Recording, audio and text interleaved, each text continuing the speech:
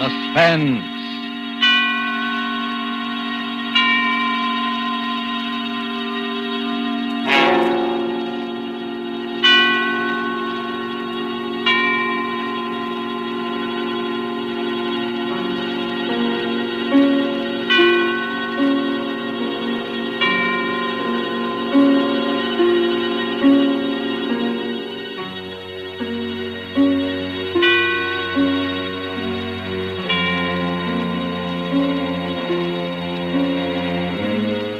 This is the Man in Black, here again to introduce Columbia's program, Suspense. Our star tonight is one of the most compelling actresses in America today, Miss Agnes Moorehead. Miss Moorehead returns to our stage to appear in a new study in terror by Lucille Fletcher called Sorry, Wrong Number. This story of a woman who accidentally overheard a conversation with death and who strove frantically to prevent murder from claiming an innocent victim is tonight's tale of suspense. If you have been with us on these Tuesday nights, you will know that suspense is compounded of mystery and suspicion and dangerous adventure. In this series are tales calculated to intrigue you, to stir your nerves, to offer you a precarious situation, and then withhold the solution until the last possible moment. And so it is with Sorry, Wrong Number and the performance of Agnes Moorehead. We again hope to keep you in suspense.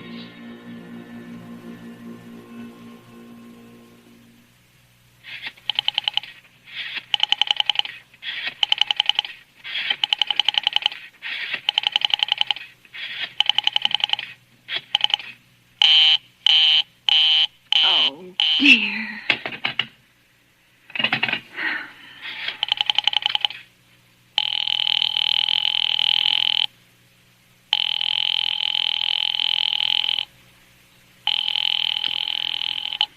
Your call, please. Operator, I've been dialing Murray Hill 70093 now for the last 3/4 of an hour, and the line is always busy. I don't see how it could be busy that long. Will you try it for me, please? I'll be glad to try that number for you. One moment, please. I don't see how it could be busy all this time. It's my husband's office. He's working late tonight, and I'm all alone here in the house. My health is very poor, and I've been feeling so nervous all day. Ringing Murray Hill 70093.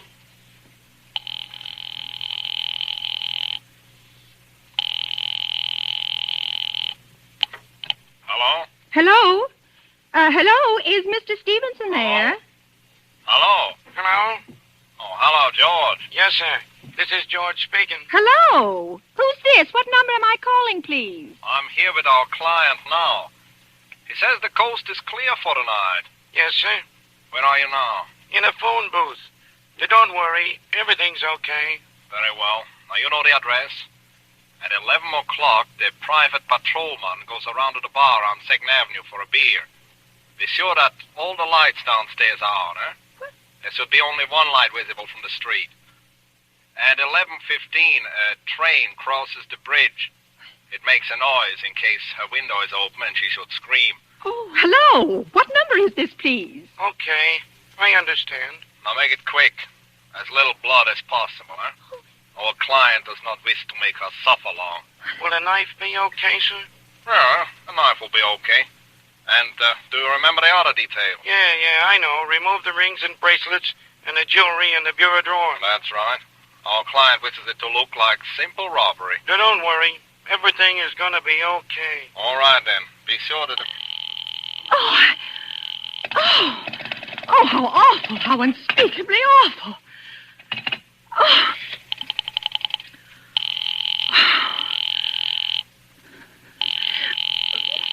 Your call, please. Operator, I've just been cut off. I'm sorry. What number were you calling? Why, it was supposed to be Murray Hill 70093, but it wasn't. Some wires must have got crossed. I was cut into a wrong number, and I've just heard the most dreadful thing. Something about a murder. And, operator, you'll simply have to retrace that call at once. I beg your pardon. May I help you? Oh, I know it was a wrong number, and I had no business listening, but these two men, they were cold-blooded fiends, and they were going to murder somebody, some poor innocent woman who was all alone in a house near a bridge, and we've got to stop them. We've got to. What number were you calling, please? Well, that doesn't matter. This was a wrong number, and you dialed it for me, and we've got to find out what it was immediately. What number did you call? Oh, why are you so stupid? What time is it? Do you mean to tell me you can't find out what that number was just now? I'll connect you with the chief operator. Oh, I think it's perfectly shameful. Now, look, it was obviously a case of some little slip of the finger. I told you to try Murray Hill 70093 for me. You dialed it, but your finger must have slipped, and I was connected with some other number. And I could hear them, but they couldn't hear me. Now, I simply fail to see why you couldn't make that same mistake again on purpose, why you couldn't try to dial Murray Hill 70093 in the same sort of careless way. Murray Hill 70093. I will try to get it for you. Thank you.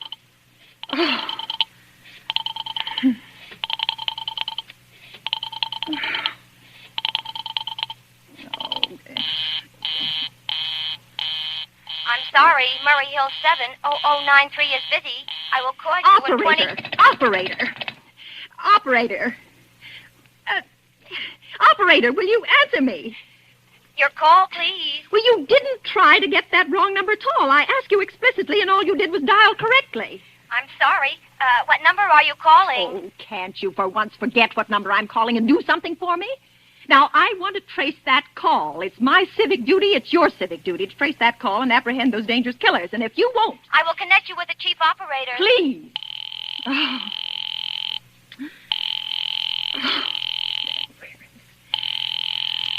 Where's the answer?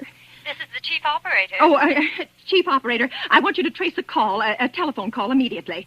I don't know where it came from or who was making it, but it's absolutely necessary that it be tracked down because it was about a murder that someone's planning. A terrible, cold-blooded murder of a poor, innocent woman. Tonight at 11:15. I see. Well, can you trace it for me? Can you track down those men? I'm not certain. It depends. Depends on what? It depends on whether the call is still going on. If it's a live call, we can trace it on the equipment. If it's been disconnected, we can't. Disconnected? If the parties have stopped talking to each other. Oh, but of course they must have stopped talking to each other by now. That was at least 5 minutes ago, and they didn't sound like the type who would make a long call. Well, I can try tracing it. May I have your name, please? Mrs. Stevenson. Mrs. Elbert Stevenson. Now, but listen... And your telephone number, please? Oh, Plaza 42295. But if you go on wasting all this time... Why do you want the call traced, please? Why? Well... Oh, no reason. No reason. I mean, I merely felt very strongly that something ought to be done about it. These men sounded like killers. They're dangerous. They're going to murder this woman at 11:15 tonight, and I thought the police ought to know. Have you reported this to the police? Well, no, not yet. You want this call checked purely as a private individual? Yes, but meanwhile... I'm sorry, Mrs. Stevenson, but I'm afraid we couldn't make this check for you and trace the call just in your say-so as a private individual. Well, We'd have to do something more official. Oh, for heaven's sake. You mean to tell me I can't report that there's going to be a murder without getting tied up in all this red tape? Why, it's perfectly idiotic. Well, all right. I'll call the police. Thank you. I'm sure that would be the best way to... Oh, it's ridiculous. It's perfectly ridiculous. All this red tape. Oh.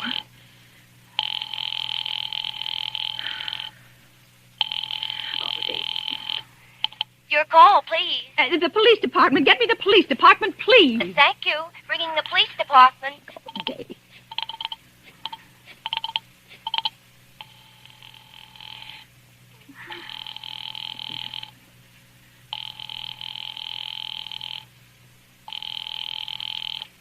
Police station, precinct 43, Sergeant Martin speaking. Police department, this is Mrs. Stevenson, Mrs. Elbert Smythe Stevenson of 53 North Sutton Place.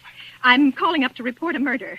I mean, the murder hasn't been committed yet, but I just overheard plans for it over the telephone, over a wrong number that the operator gave me. I've been trying to trace down the call myself, but everybody is so stupid, and I guess in the end you're the only people who could do anything. Yes, ma'am. Well, it was a perfectly definite murder. I heard their plans distinctly. Two men were talking, and they were going to murder some woman at 11:15 tonight. She lived in a house near a bridge. Are you listening to me? Yes, ma'am. And there was a private patrolman on the street. He was going to go around for a beer on 2nd Avenue, and there was some third man, a client, who was paying to have this poor woman murdered. They were going to take her rings and bracelets and use a knife. Well, it's unnerved me dreadfully, and I'm not well. I see.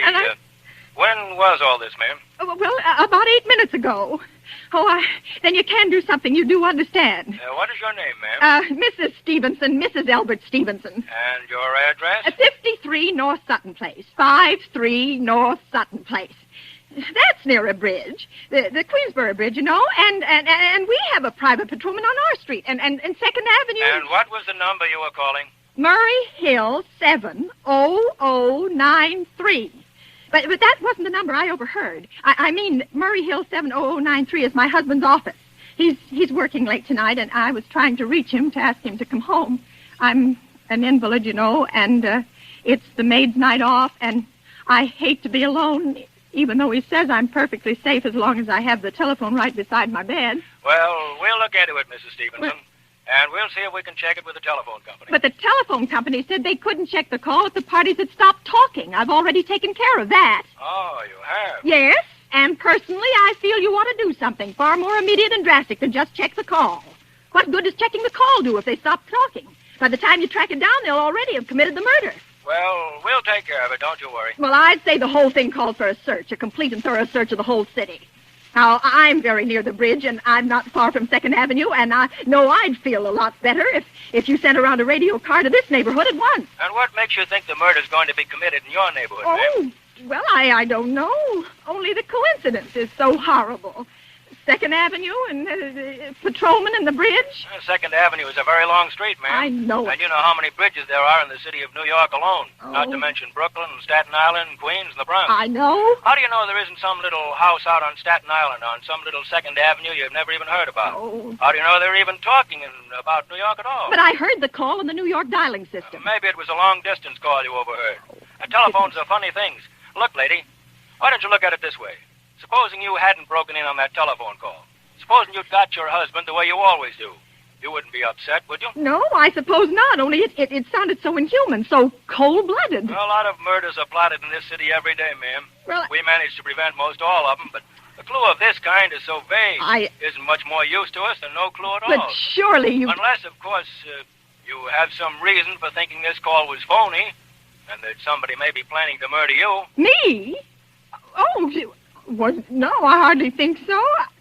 Well, I mean, why should anybody? I'm alone all day and night. I see nobody except my maid, Eloise, and she's a big girl. She weighs 200 pounds. She's too lazy to bring up my breakfast tray. And the only other person is my husband, Albert. He's crazy about me. He just adores me. He waits on me hand and foot. Has scarcely left my side since I took sick 12 years ago. Well, and there's nothing for you to worry about. Well, now, if you'll just leave the rest of this to us, we'll take care of it. But what will you do? It's so late. It's nearly 11 now. We'll take care of it later. Well, will you broadcast it all over the city and send out squads and warn your radio cars to watch out, especially in suspicious neighborhoods like mine? Lady, I said we'd take care of it.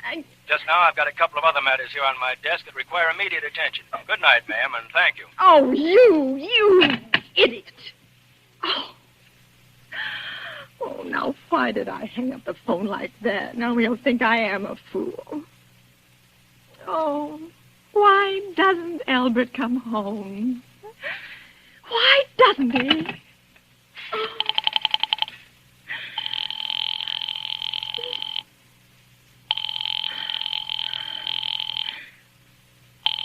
Oh. Your call, please. Operator, for heaven's sake, will you ring that Murray Hill 70093 number again? I can't think what's keeping him so long. I will try it for you. Well, try. Oh. So nervous. Why did you take so long? I'm sorry. Murray Hill 70093 is busy. I will call you. I can hear it. You don't have to tell me. I know it's busy. Oh, if I could only get out of this bed for a little while. If I could get a breath of fresh air, or just lean out of the window, or see the street. Hello, Albert?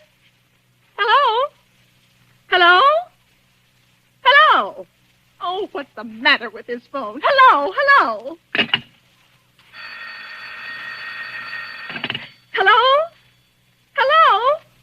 Oh, for heaven's sake, who is this? Hello? Hello. Oh, who's trying to... Oh.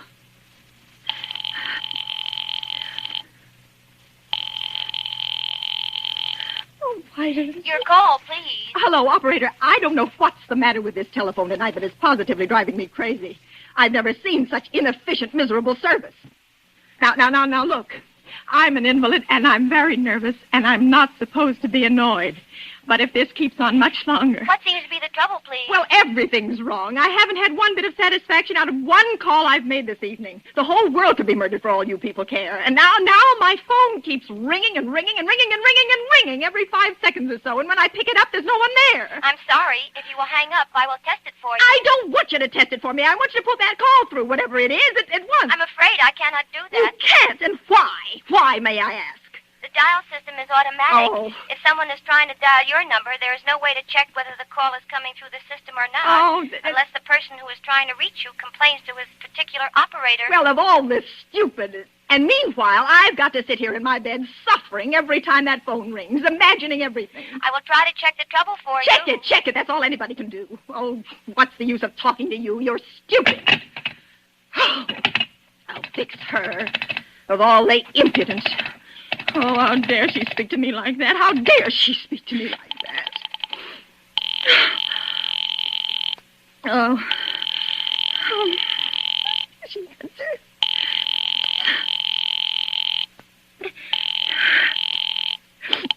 Your call, please. Young woman, I don't know your name, but there are ways of finding you out. And I'm going to report you to your superiors for the most unpardonable rudeness and insolence it has ever been my privilege. Give me the business office at once. You may dial that number direct. Dial it direct? I'll do no such thing. I don't even know the number. The number is in the directory, or you may secure it by dialing information. Now listen here, you... Oh, what's the use? Oh, dear. Oh, for heaven's sake, I'm going out of my mind. Hello, stop ringing me, do you hear? Answer me, who is this? You realize you're driving me crazy? Who's calling me? What are you doing it for? Now stop it, I say. Hello, if you don't stop ringing me, I'm going to call the police, do you hear? The police! Oh, if Albert would only come home. Oh, let it ring. Let it go on ringing. It's a trick of some kind. And I won't answer it. I won't, even if it goes on ringing all night.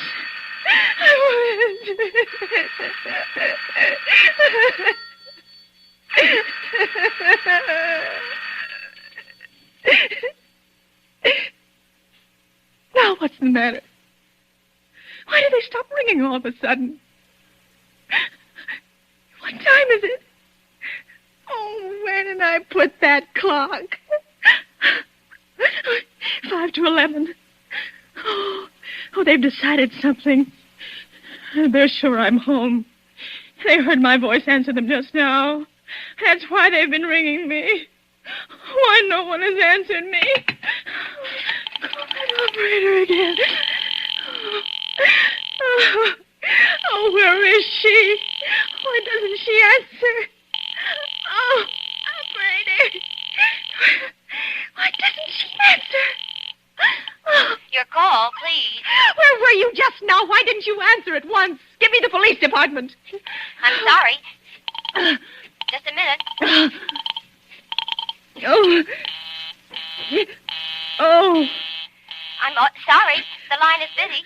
I will call you. Busy? But that's impossible. The police department can't be busy. There must be other lines available.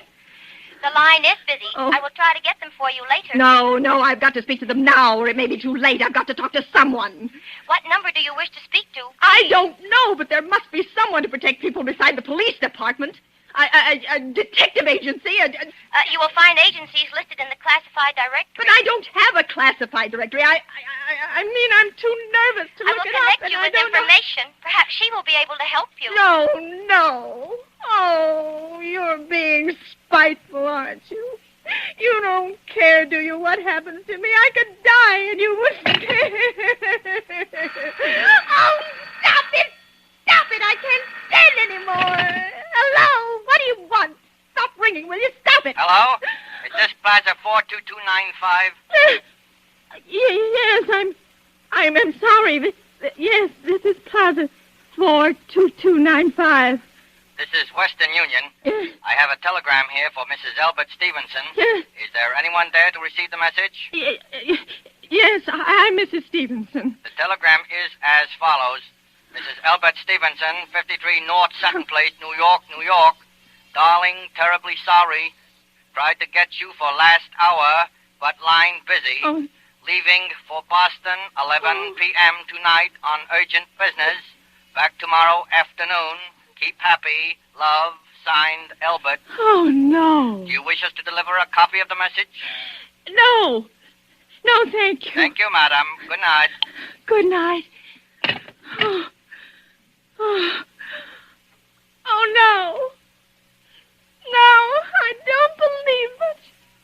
He couldn't do it. Not when he knows I'll be all alone. It's some trick. It's some trick. Some fiendish trick. I know. Oh, I'm so nervous. Oh, why doesn't she answer? Your call, please. Operator, try that Murray Hill 70093 number for me just once more, please. You may dial that number direct. Oh.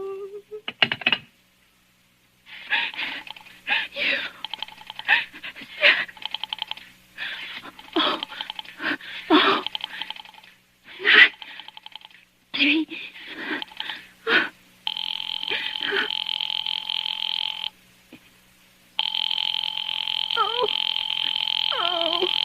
Oh, he's gone. Oh, Albert, how could you? How could you? Oh, I can't be alone tonight. I can't. If I'm alone one more second, I'll go mad. I don't care what he says or what the expense is. I'm a sick woman. I'm entitled.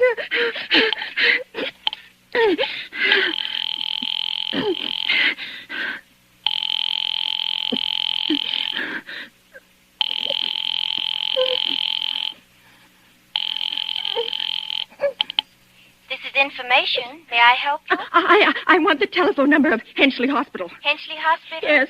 Do you have the street address? No, it's somewhere in the 70s. It's a very small, private and exclusive hospital where I had my appendix out 2 years ago. Henchley, H-E-N-C-A... Wait a moment, please.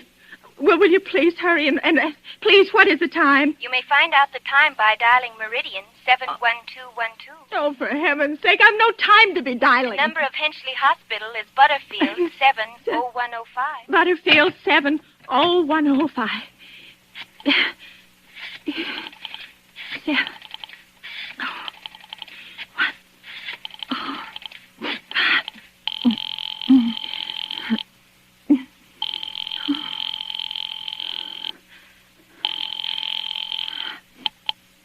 Henchley Hospital. Good evening. Nurse's registry. Who was it you wished to speak to, please? I want the nurse's registry at once. I want a trained nurse. I want to hire immediately for the night. I see. And what is the nature of the case, madam? Nerves. I'm very nervous. I need soothing and companionship. You see, my husband is away, and I'm Have also... you been recommended to us by any doctor in particular, madam? No, but I really don't see why all this catechizing is necessary. I just want a trained nurse. I was a patient in your hospital 2 years ago, and after all, I do expect to pay this person for attending me. We quite understand that, madam, but these are war times, you know. I know that. Registered nurses are very scarce just now, and our superintendent has asked us to send people out only on cases where the physician in charge feels it's absolutely necessary. Well, it is absolutely necessary. I'm a sick woman. I'm very much upset, very. I'm alone in this house, and I'm an invalid, and tonight I overheard a telephone conversation that upset me dreadfully. In fact, if someone doesn't come at once, I'm afraid I'll go out of my mind. I see. Well, I'll speak to Miss Phillips as soon as she comes in. And what is your name, ma'am? Miss Phillips? And when do you expect her in? I really couldn't say. She went out to supper at 11 o'clock. 11 o'clock? But it's not 11 o'clock yet. Oh, my clock has stopped. I thought it was running down. What time is it? Just 15 minutes past 11. What was that? What was what, madam? That click just now in my own telephone. As though someone had lifted the receiver off the hook of the extension telephone downstairs. Well, I didn't hear it, madam. Now, about this... But I did. There's someone in this house. Someone downstairs in the kitchen. And they're listening to me now. They're listening!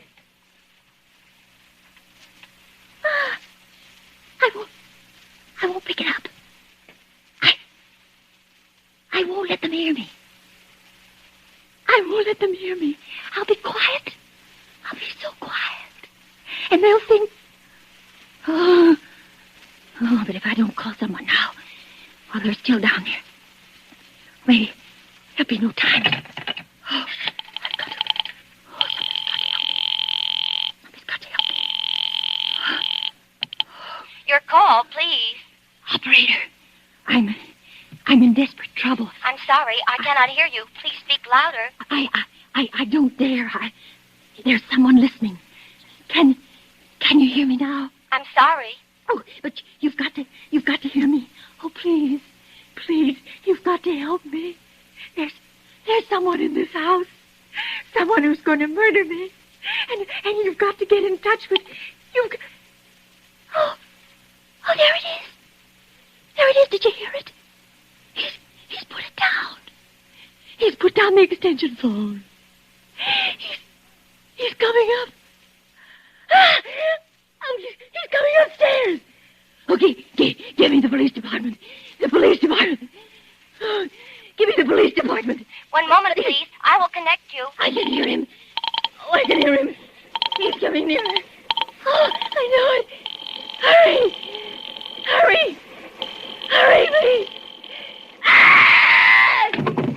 Ah! Ah!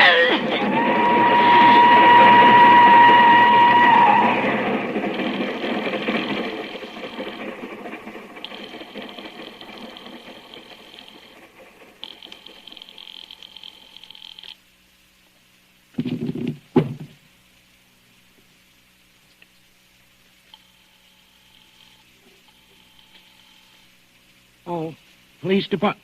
Oh, I'm sorry. Must have got the wrong number. Precinct 43, Sergeant Martin speaking.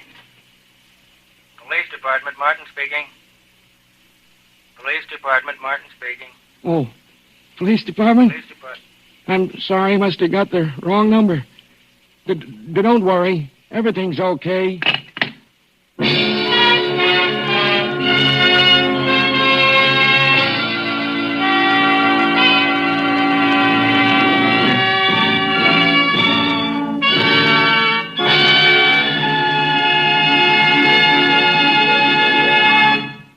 And so closes Sorry, Wrong Number, starring Agnes Moorehead, tonight's tale of Suspense. This is your narrator, the man in black, who conveys to you Columbia's invitation to spend this half hour in suspense with us again next Tuesday, when Mr. Donald Crisp and Mr. John Loder will star in the suspense play called The Extra Guest. The producer of these broadcasts is William Spear, who with Ted Bliss, the director, Lud Gluskin, the musical director, and Lucille Fletcher, the author, collaborated on tonight's Suspense. This is the Columbia Broadcasting System.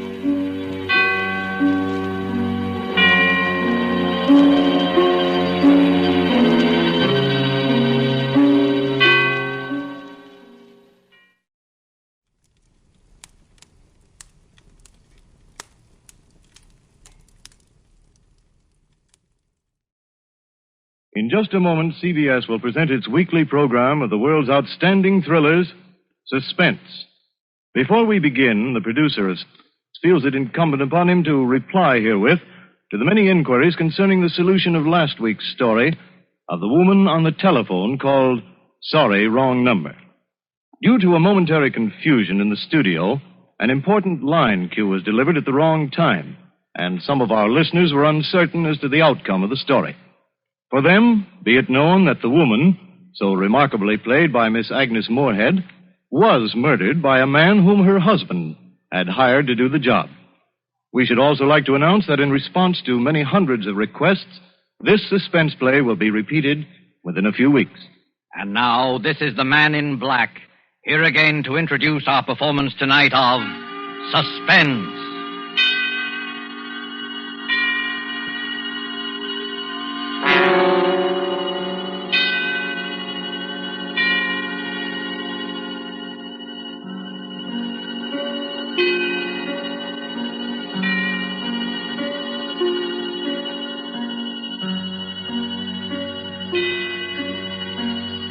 Our stars this evening are two distinguished gentlemen from the Hollywood sound stages, Mr. Donald Crisp and Mr. John Loder. Mr. Crisp and Mr. Loder are here to enact for us a strange and startling drama in which they, in the interest of justice, made use of an unusual method to wring a confession of guilt from a criminal. The story is by Rupert Croft Cook and is called Banquo's Chair. And so with Banquo's Chair and the performances of Donald Crisp as Sir William Brent and John Loder as Arthur Grange, Sir William's friend who relates the story to us, we again hope to keep you in suspense.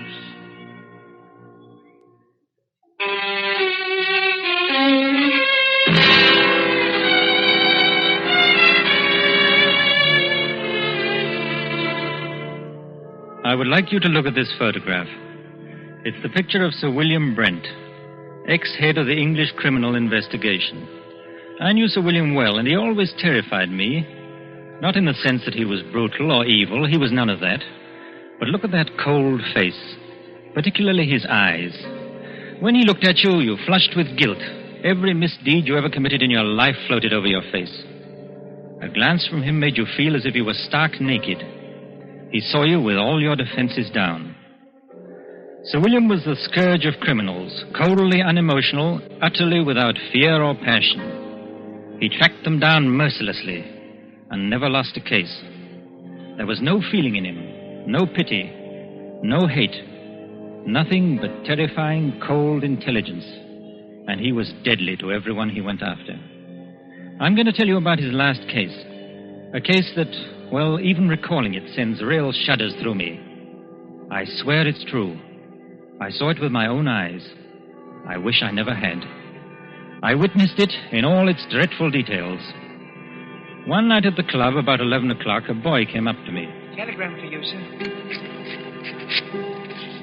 I ripped open the envelope and read the telegram. Dear Arthur, will you come and dine with me at Turret House, Sydenham on Thursday? There will be several guests, and I think I can promise you an unforgettable evening. It was signed by Sir William Brent. I was annoyed. I don't like to receive telegrams so late in the evening, when Sir William could easily have phoned, unless he didn't want to go into details with me. I decided to phone him.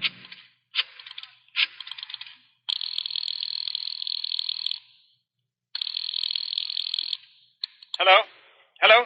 This is Arthur Grange calling. Yes, I know. Did you receive my telegram? Yes, Sir William. What's all the mystery about? Well, I'll tell you about it on Thursday. Are you coming? Yes, I'll be there. Very good. I particularly want you to be there. You sound so mysterious, I'm thinking of coming armed or bringing several bodyguards. No, it won't be necessary to bring any bodyguards. But you'd better come armed. Well armed. Yes, bring a revolver. Good night.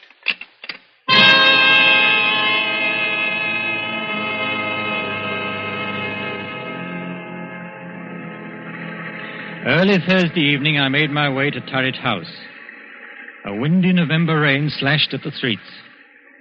Turret House is a huge red brick, unpleasantly somber mansion, an ugly product of Queen Victoria's time. There it squatted, back of the road, almost hidden to view by several dripping pine trees. The neighborhood had known better days. I walked up along the unkept path until I reached the great oaken door. I let the knocker fall once or twice, and the door opened. Good evening, Mr. Grange. I was waiting for you. Hello, Lane. Nasty night, sir, isn't it? There's not much warmer in here. There's a fire in the dining room, sir. Whatever made Sir William move into this drafty dungeon? Oh, we haven't moved in, sir. It's only temporary. Sir William just rented. We still live in the West End. Oh, I see. Have any of the other guests arrived? Yes, Mr. Grange. Miss Stone is here. Miss Stone? Yes, the mystery writer. This way, Mr. Grange. I'll show you to the dining room. Sir William will be down shortly. Oh, hello. I'm Roberta Stone. How do you do? I'm Arthur Grange, an old friend of Sir William. Yes, I know. I've read some of your mystery stories and enjoyed them very much. Thank you, Mr. Grange. Just what is going on here tonight? I don't know. Sir William sounded awfully mysterious. But then, I've known Sir William for a long time. He never lets anyone down. If anything, he understates. I know. He told me to come armed. He told me the same thing. Here's my gun. I must admit, I've never fired it in my life. Well, this house is certainly a proper background for anything unpleasant. It's already been the scene of a crime. Oh? What crime? Murder. A particularly unpleasant one. Really? I must say the murderer couldn't have picked a more ideal spot. Isn't it a fact? You know, I once wrote a story of... Good evening, Roberta. Arthur, I'm glad you're both on time. Hello, Sir William. Hello. A nice apartment you have here. A sort of mausoleum and dining room combined. You're a bit afraid, aren't you? Of course not. Why should I be? Your eyes give you away. What's all this about? You invite us to this godforsaken dungeon and tell us to come armed? Don't be upset, Arthur. I'm sure you'll come out of this all right. You mean we may be in some danger? Naturally, I wouldn't tell you to come armed otherwise. Who is this other guest, Sir William? There are 2 more guests. But first we'll have a drink, and then I'll tell you both all about it. Lane. Yes, Sir William? Will you serve the drinks? Yes, sir. Now, I'll tell you what's going to happen tonight. This house, Turret House, was the scene of the Sydenham murder. A very famous case. Yes, I know about it. That's right. No offense, old man, but wasn't it the only case you never solved? You're wrong, Arthur. I solved the Sydenham case, but I couldn't bring the criminal to justice because of insufficient evidence. You mean you knew who the murderer was? Oh, yes, of course. It was the nephew. The police knew it, too. Then why in the world didn't you bring the case to a conclusion? Because the nephew had an absolute and unimpeachable alibi. To have arrested him would have meant waste of time and money and a release in the end. Besides, according to English law, a man discharged can never be arrested again on the same murder charge. Well, this is all very fascinating. Has it anything to do with our being here tonight? Yes, Roberta, it has. In a short while, the nephew, John Bedford, will be here to dine with us. And, oh yes, the victim, Miss Ferguson. What? Well, wait. You mean Miss Ferguson wasn't actually murdered? Miss Ferguson is quite dead. Has been dead these 2 years. You mean you're going to have the body of Miss Ferguson here at dinner? Oh, this is a little too much. If you'll excuse me, I'll dine elsewhere tonight. Not so fast, Roberta. Perhaps you'd better wait until you hear the rest of the story. This promises to be a very gay dinner. Oh, yes. Now, as you both know, I've never lost a case, except the Sydenham murder, which will be finished tonight. Now, I'm an egotist. I don't believe there's a criminal in all England that can outwit me. As a matter of fact, I've resigned from the criminal investigation for the sole reason of trapping Mr. John Bedford. It's hard to believe. Well, I told you I was an egotist. No criminal has beaten me yet, and no one ever will. You have an awful lot of patience. Infinite patience. I devoted 2 years to this case, and now that my moment of triumph has arrived, I wanted to have some witnesses.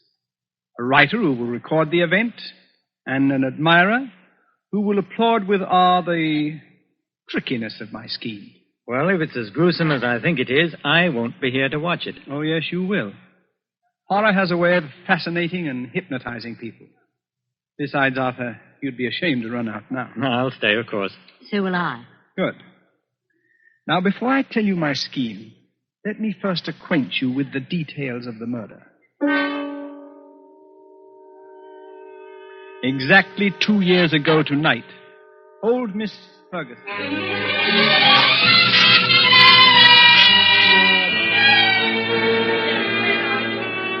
Where is that foolish maid? Yes, Miss Ferguson.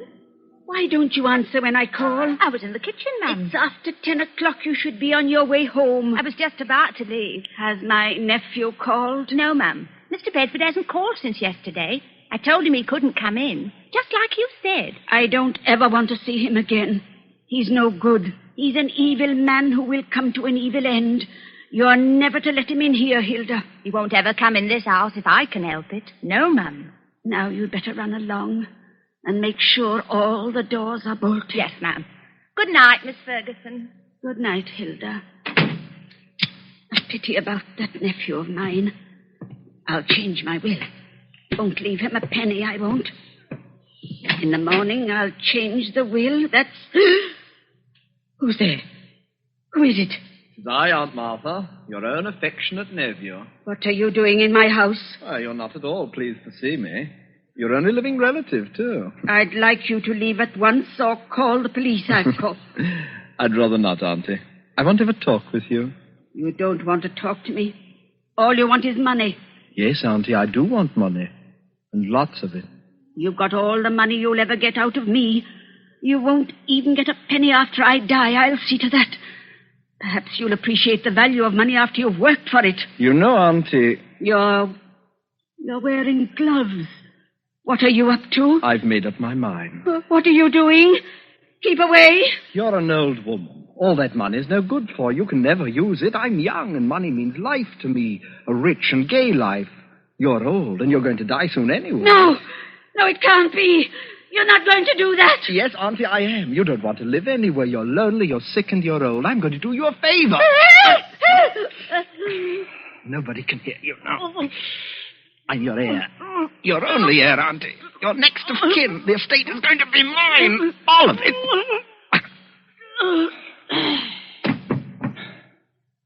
Now, don't you worry, Auntie. We'll have a fine funeral for you.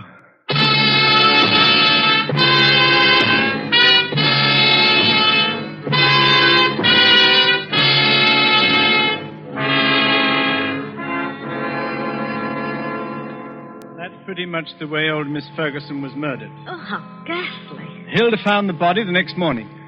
I immediately went to work on the case. All the evidence pointed to John Bedford. Everyone believed he committed the crime. He almost admitted it himself. I had him brought to my office for questioning. Oh, hello, Bedford. Come in. Thank you, Tom. How'd you do, Sir William? Cigarette? Oh, thank you. Well, how does it feel to kill your own aunt? May I have a light, please? Yes, of course. Thank you. I wouldn't know, Sir William. You see, I never killed anyone. Have you? I have, Mr. Bedford. And I've sent quite a few to the gallows. Yes, so I understand. What was your relationship to Miss Ferguson? She was my aunt. Don't be flippant. Flippancy only proves your guilt. Well, to tell you the truth, sir, my aunt didn't like me. She thought I was a spendthrift and a useless parasite, and she was quite right. Would you mind telling me where you were the night your aunt was murdered? Oh, not at all. In jail. I had drunk a little too much and gotten into a bit of a tiff with someone, that's all. Have you ever been arrested for drunkenness before? Never, Sir William. This was my first offense. It's quite an alibi. Quite a fact. It would hardly be possible for me to be in jail and kill my aunt at the same time, you know. Unless, of course, my aunt came into my cell and allowed me to murder her, after which she walked back to Turret House as a ghost, dragging her body behind her. According to my reports, Mr. Bedford, you drink very little. No one who knows you has ever seen you drunk before. You probably got drunk in joyful anticipation of murdering your aunt. As a thoroughgoing criminal investigator, don't you think you ought to check my story? I already have. Oh. You've done a very skillful job. Too bad you couldn't use your talents for something constructive. Well, why don't you arrest me, Sir William? No, Mr. Bedford. I have time. Plenty of time. Well, you'd better work fast. By the time you get around to me, I'll have spent all of my aunt's beautiful money. It's not the money we're after. It's you. Your beautiful life.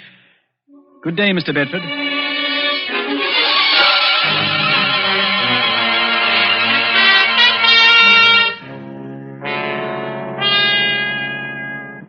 That's how matters stood. I refuse to let any of my men arrest him. But how in the world could he have murdered his aunt while he was in jail? Perhaps he bribed the prison guard to let him out for an hour. Yes, Roberto, I believe he did. Unfortunately, the guard died of pneumonia soon afterwards, which left us no further source of evidence. As far as I can see at the moment, Sir William, you haven't a leg to stand on. You're quite right, Arthur, I haven't. Except that every man, particularly a criminal, has an Achilles heel. I discovered John Bedford's weakness. What is it? He's superstitious. And it annoyed me tremendously that John Bedford was my first failure. Here was a clever, calloused criminal who laughed at me. No one had ever done that before. Bedford knew I could do him no harm, and he made the most of it. Carefully and patiently, I thought it over. I looked upon Bedford as you would look on a Chinese puzzle. There is no such thing as an impregnable defense. A few months later, I went to visit Bedford.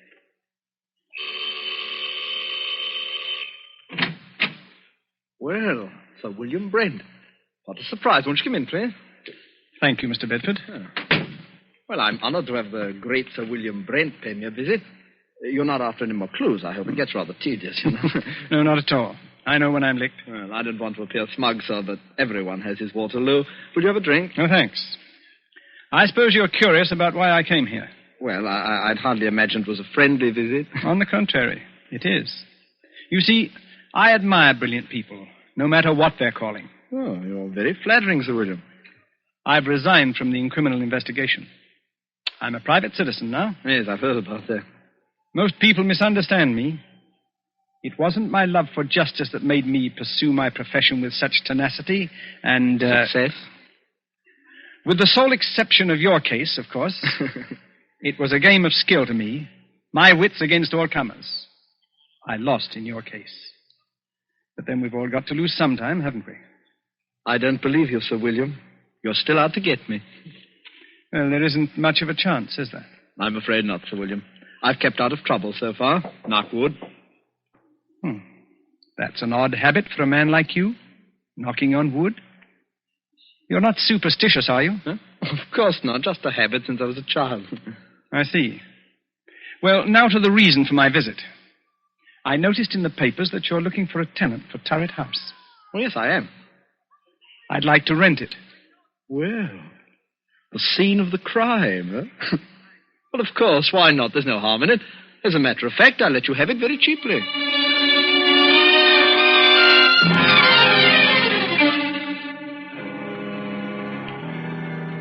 And that's how I rented this house.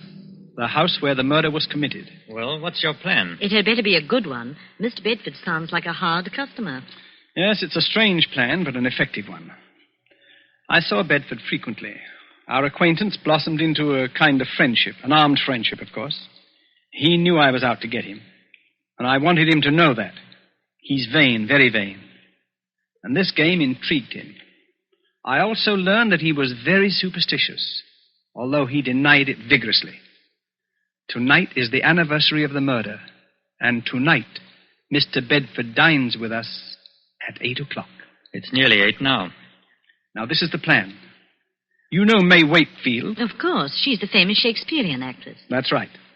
During dinner, she will enter the room in the precise likeness of Miss Ferguson, the murdered woman. We, of course, will pretend not to see her. We remain outwardly unconscious of her. Only Bedford will be aware of her presence. I believe Bedford will confess. I'd imagine he'd keep away on this night, especially if it's the anniversary. He's giddy with success. And also, the fact that Roberta Stone, the famous writer, is here with us, tweaks his vanity. He'll be here promptly. Oh, I don't like this. Well, this is just like one of your stories. It doesn't become you to be frightened. Oh, I won't run away. Well, there's one more thing. During dinner, the electric lights will be switched off at the main, and candles will be lit. Oh. We must have the correct atmosphere. You understand now? You're not to see May Wakefield. She doesn't exist for us. Is that clear? I'll look right through her. Oh, it gives me the creeps. That, I am sure, is our Mr. Bedford. The appearance of John Bedford suddenly made the whole scene grimly real. He was a tall, well-built man in his late 30s, immaculately dressed and perfectly groomed. At first sight, his face seemed pleasant enough, but on closer scrutiny, his gray eyes were hard and cold. He looked us over, all of us, with arrogance and superiority. I heartily wished I was elsewhere. This was one scene I had no desire to witness. After the introductions were over, we sat down to dinner. Is it still nasty outside, Mr. Bedford? Yes, and getting worse. Looks like we're in for a few days of this. Too bad. I was going to do some riding tomorrow. The soup is excellent. Yes, your cook should be congratulated, son. The soup's a masterpiece. Poor Alice. She's been my cook for 20 years. But she's given me notice, absolutely refuses to stay here. Says this house is haunted. So? Roberta, this might make an interesting story for you. Yes, Sir William. You should speak to her. Alice swears that she has seen the figure of an elderly lady with finger marks on her throat walking about this house. Oh, come now, Sir William. This is too good. Such an obvious attempt to frighten me. Sir William is convinced that I murdered my aunt. Please, Sir William, a little more subtlety. Surely I deserve it. Perhaps the cook did see the figure. As you very well know, Mr. Bedford, I don't believe in ghosts, and I'm sure my cook never saw this elderly figure. It's all in her mind. Well, I'm afraid your little attempt didn't work, sir, but I must admire your graceful admittance of its failure. Yes, I suppose I'd better give up, shouldn't I? Oh, no, never give up. If at first you don't succeed, you know. Do you live very far from here, Mr. Bedford? Thank you, Miss Stone, but there's no need to change the topic. I hope you find this game as amusing as I do. I'm sorry, Mr. Bedford, but this isn't my idea of pleasant dinner conversation. Oh, we'll talk of pleasant things then. I saw a very exciting play last night. Excuse me a moment. It's really fearfully hot in here. Do you mind if we get a little air, please? Oh, I'm sorry. It is rather warm. Lane, open one of the windows, please. Yes, sir. Awful weather, isn't it? Yes. I don't know how we're going to get home, really. It's a bad month of the year. I'd intended to go to the Riviera. What's the matter? Honest. Lane, what on earth is wrong with the lights? I don't know, sir. Well, don't stand there. Light the candles. We can't sit here in the darkness. And get the chauffeur. He knows something about electric lights. I'll call the chauffeur right away, sir. I'm terribly sorry about this. We've had trouble with the wiring before. The chauffeur will have it fixed in a few moments. Now, let's get on with our dinner. If this is one of your tricks, Sir William, Oh, have some more wine, Mr. Bedford. It was a tense and terrible moment. I looked at Roberta. She was pale and frightened. Bedford, for all his poise, was uneasy. He didn't know whether Sir William was planning anything or whether this was really an accident. My heart was pounding away, and my palms were moist with perspiration. Only Sir William appeared cool. There was not a trace of emotion in his face. Oh, Mr. Bedford, you were saying about visiting the Riviera. Eh? It's quite a change from England at this time of year. Well, I suppose I'll make the trip next month when I... What's the matter, Mr. Bedford? Nothing at all. I wish we could have some light. Rather difficult to see. Yes, I'm terribly sorry this had to happen just at dinner. Have a little more wine, Mr. Bedford. Yes, thank you. The figure of a woman had entered the room. She had come in silently, like a ghost. We all saw her, but not one of us moved or made a sign of recognition. In the dim candlelight, she looked ghostly and unreal. Bedford looked at all of us to see if we also had seen the figure. But we ate our dinner grimly. He looked again, then shook his head and gulped more wine. Don't any of you see anything? See what, Mr. Bedford? This is another one of your tricks. Can't any of you see her? What's got into you, Bedford? It's my aunt. My aunt. Perhaps you've had too much to drink. Huh? Your aunt's dead, Mr. Bedford. You're not seeing ghosts, I hope. Perhaps I drank too much. Yes, of course. She's coming toward me. Now, calm yourself. I've never seen you like this. What? There's no one else here. Do you see anyone, Roberta? No, Sir William. I don't either. I'm leaving. I can't make you out, Bedford. You don't seem to be drunk. You're not wearing your gloves today, John. She's real. Can't any of you see her? Can't you hear her? What's come over you, Bedford? I'm leaving here. She's at the door. She won't let me out now. I'm an old woman. Money is no good for me. I'm lonely, John. I'm lonely. Let me fly on mouth out of my way. There's no one in your way, Bedford. Come, sit down. Get away from my door. I'll murder you again. You hear me on mother? I'll murder you again. You old witch. I'll murder you again. All right, switch on the lights. Now, Officer Graham. Come along. What? Arrest him. You've heard the confession. Put the handcuffs on him. I've got him, sir. Heaven. Oh, I have never seen anything so horrible. Well, Bedford, it seems that I've finally caught up with you. I'll kill her again. I'll kill her again. That wasn't your aunt. It was May Wakefield, the actress. I'll kill her again. I'll kill her again. Take him away, Graham. He's in a state of shock. Well, shall we continue with our dinner? I hope you're fully satisfied, Sir William. Quite. It's been a long job, but it has ended as I knew it would. I'm most grateful to you both for your help. I thought it was a pretty grim affair. Oh, your methods repel me. But I suppose you know your job. May Wakefield certainly knew hers. That was the finest piece of acting I've ever seen. Her makeup was incredibly good. We must congratulate her. She's probably gone to her room. Lane. Yes, sir. Please call Miss Wakefield. Miss Wakefield, sir? Yes, the lady who's been assisting us this evening. Well, I'll look for her, sir. Yes, tell her to come down and join us. We have a fine dinner waiting for her. Excuse me, sir. This telegram came a little while ago. I didn't want to disturb you during dinner. Oh, yes, let me have it. Good heavens. Sir William, what's wrong? I'll read it to you.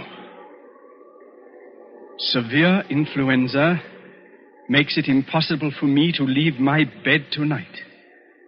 Will tomorrow night do? Signed, May Wakefield. Lord help us. If it wasn't May Wakefield, then who was that figure here tonight? There was no answer. I looked at Sir William, staring at the telegram. His face was grey and stony. On his left temple, a crooked blue vein stood out. It twitched once or twice, and then was motionless. He looked as though he'd seen a ghost.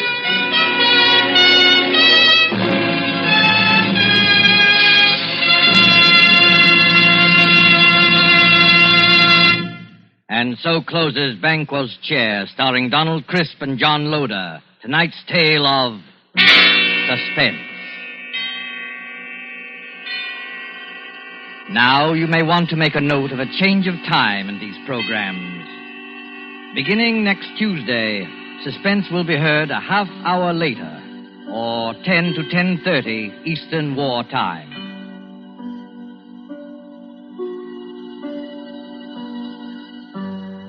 This is your narrator, the Man in Black, who conveys to you Columbia's invitation to spend this half hour in suspense with us at our new time next Tuesday, when Vincent Price, Ona Munson, and Osa Massen will star in the suspense play 5 Canaries in the Room. The producer of these broadcasts is William Spear, with Ted Bliss, the director, Lud Gluskin, and Lucien Marowik, conductor and composer, and Sigmund Miller, the radio author, collaborated on tonight's Suspense.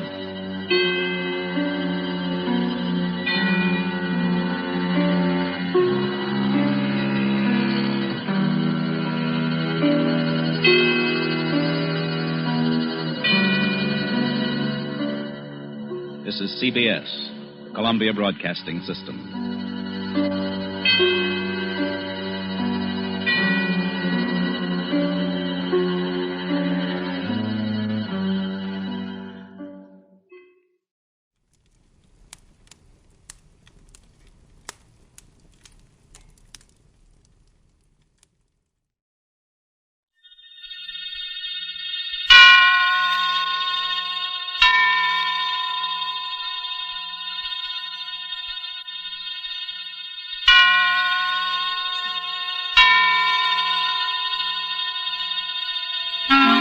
Suspense.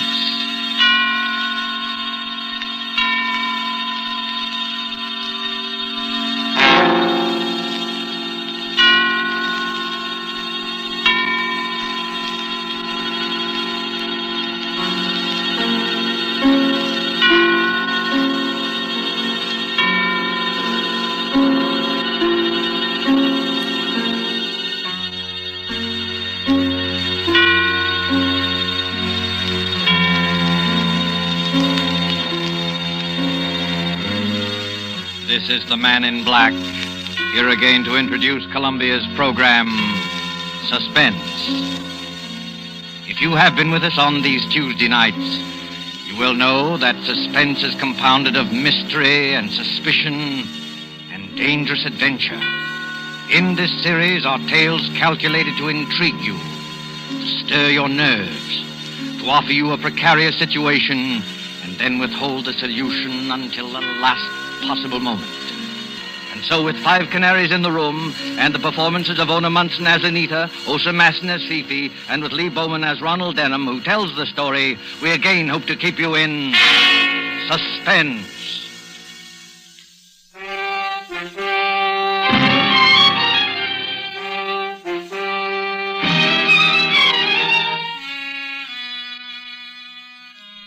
trouble was, you see, that the whole apartment vanished.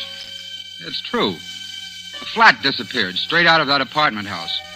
And the dead man disappeared with it. No, I'm not crazy. And in spite of what they said, I hadn't taken too many drinks. You see, I was getting married to Anita in another 2 weeks, and Jimmy Westlake gave a bachelor party for me. Oh, hang it, it's a situation that might have happened to you. The party was at the old Cap and Bells Club on Lower Fifth Avenue, and it wasn't a brawl. Jimmy Westlake was in the chair, I admit, but nothing could have been more quiet, more dignified. Mademoiselle from Armitage, parlez-vous. Mademoiselle from Armitage, parlez-vous. Oh, Mademoiselle from Armitage. Quiet, you fellas, quiet. Pipe down, can't you? Wait a minute, the chairman wants to say something. Gentlemen, this is a solemn occasion. If those dopes over there will kindly get away from the piano and sit down at the table, I have another toast to propose. Excuse me, Mr. Westlake. Excuse me, please, sir. Yes, Uncle Cato, what is it? Excuse me, Mr. Westlake, but you ain't gonna bust the glasses on this toast, is you? And why shouldn't we bust the glasses, Uncle Cato? Why shouldn't we bust the glasses? Oh, but Mr. Westlake, if you keep on busting the glasses, there ain't gonna be no glasses left. Well, in that sad eventuality, Uncle Cato, we will simply start busting the plates. Isn't that fair enough, boys? Bust every goblet in the so-and-so place. Oh, we'll bust every goblet in the so-and-so place. Oh, look, Jimmy, don't you think you'd better tone the gang down a little? Be quiet, Ron. You're only the groom. Yeah, I know, Jimmy, but... Gentlemen, I regret to tell you this, but the protesting voice you just heard was that of our guest of honor, Ronald Denham. Now, we all know Ron, and we all like him. But I am sorry to say he is not himself. Where now is the terror of nightclubs, the chorus girl's friend? I say it to his face. He is sober. But we like him just the same. Friends, guests, and bachelors, I give you the groom.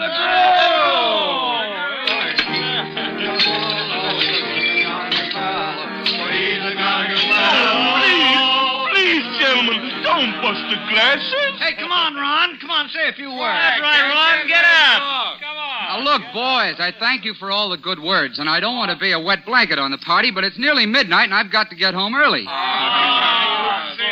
Don't you understand, boys? I'm a reformed character. Yeah, how's Fifi Latour? I haven't seen Phoebe for over a year. She doesn't mean anything to me anymore. He thinks he doth protest too much. Oh, now, look, I'm marrying the sweetest girl in the world, but Anita's a little, well, straight-laced. Oh, You know how it is. What's more, there's my Uncle Rufus. Quiet!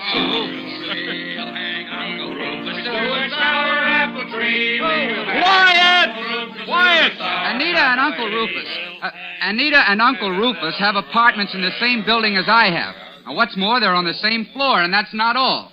Tom Evans, the fellow I share my flat Wait a with. minute. Where is Tom Evans tonight? What's the matter with him? Tom works for Uncle Rufus, and he doesn't drink. Oh, he works for Uncle Rufus. Hey, fellas. And he never takes a drink. Oh, he works for Uncle Rufus. Quiet, you baboons. Quiet. He's a laundry broker, and his beverage is ink. Now, wait a minute. Will you put yourselves in my place? My girl and my uncle and my best friend, Tom Evans, are all expecting me to come home from this party in an ash cart. Sure. And I'm going to fool them. Sure is that so? Oh, now have a heart, can't you? This Uncle Rufus must be a pretty tough egg, isn't he? Oh, he's all right, but after his first $1 million, it went to his head. Has he got any human weaknesses? Yes, he keeps canaries. Oh, no, not the kind of canaries you're thinking. I mean the kind that go tweet-tweet in cages. Oh, what's the use? What do you say, gentlemen? Shall we allow this pure in heart to wend his way home? He's got a drink for the bride, though. That's right, Ron. Can you, as a chivalrous gentleman, refuse to drink to the bride? You can't, and you know you can't. Uncle Cato. Yes, sir, Mr. Westlake. Get a beer mug from the sideboard there. Fill it with champagne. Oh, now, wait a minute, Jim. One more drink won't hurt you, Shirley. Just one little drink. Well, no, I suppose not. Fill it up, Uncle Cato. All right, I'll have one more drink, just in honor of the occasion. But that's all, do you understand? That's absolutely all.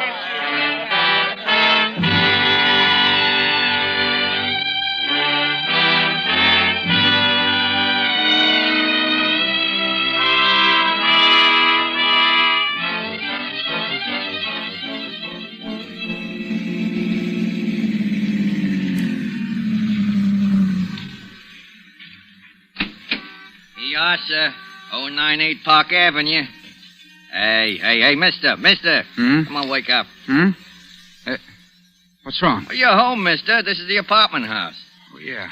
Yes, of course. All right. Thanks. Out we go. Easy now. Are you sure you're all right? Yeah. Yes, I'm all right. I've been to a bachelor party. Yeah, sure. I know. Well, take it easy now. I can't see straight. The whole street's going around. The funny part is I only had a couple of drinks. They must have put something in that last one. Well, it's none of my business, mister, but I wouldn't tell that to the missus if I was you. It's absolutely true. Oh, sure. I know. And I haven't got a missus. Not yet. On my word of honor, I'm a reformed character. I have nothing to do with any woman except... Ronald Denham. As I live and breathe, it is Ronald Denham. Fifi Latour. Oh, Cherie, how good it is to see you. I look everywhere for you. I cry my eyes out, but I don't find you. What are you doing here? I live here, Fifi. I moved. Oh, you tried to get away from me, yes? Yes. No, I mean... Here's your money, driver. Good night. Oh, good night, sir. It's one of yours, lady. You better take care of him. I'd take care of him. Yes, you bet you. My poor Ron. I forgive you this time because you've been on the wrestle-dazzle and you need someone to take care of you. You live in this building, yes? Yes. 5th floor, Oh, good.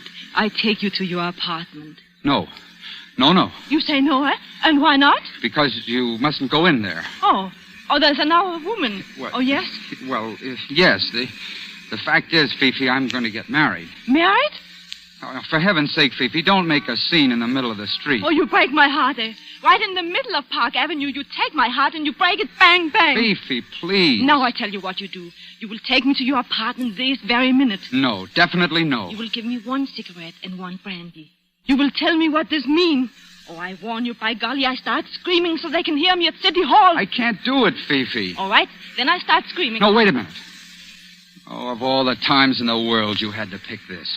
Do I go along, Cherie? Yes or no? Well, if I do take you, Fifi, will you promise to be good? Cherie, I am always good. You won't kick up a row or start banging at doors. Oh, if Anita heard of this. Anita? And who is she? Oh, never mind. I'm too groggy to argue. Come on.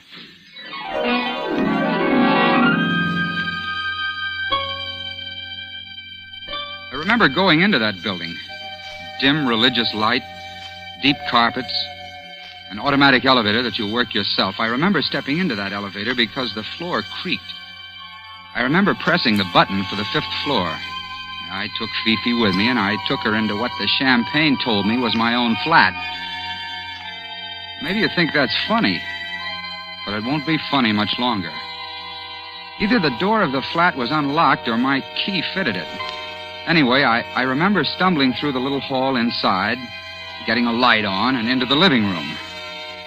I remember sitting back in an easy chair, thanking the Lord I was home. You don't mind if I take my coat off, Cherie? Look, Fifi, couldn't you just go home? I want to talk to you, Cherie. And this is one very nice flat.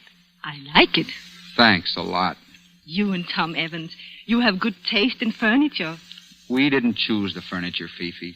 This girl of yours chose it, I suppose? No, it comes with the flat. Oh, you mean? Well, these are furnished flats. They're all furnished exactly alike except for the personal things you bring yourself. Like that picture on the wall behind me. What picture, Cherie?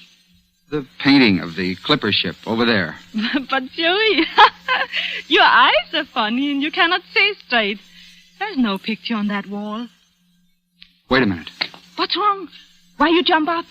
We don't own any bronze bookends. And the lampshades are different. And, Fifi, we're in the wrong flat. Oh, well, then that explains everything. Explains what?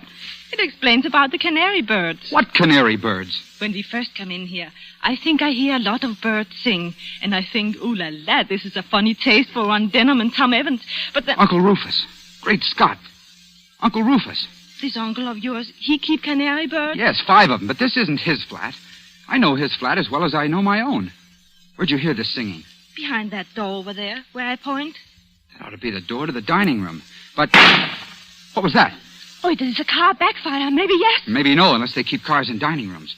That was a gun. It came from the dining room. Yeah, I think so. Quick, let's get out of here. Oh, no, we don't. I've been pushed around tonight till I'm good and mad, and I'm just about crazy enough to find out what this is all about. You're not going to open that door. You just watch me. There's a light in that room anyway. How you know? Look under the sill of the door.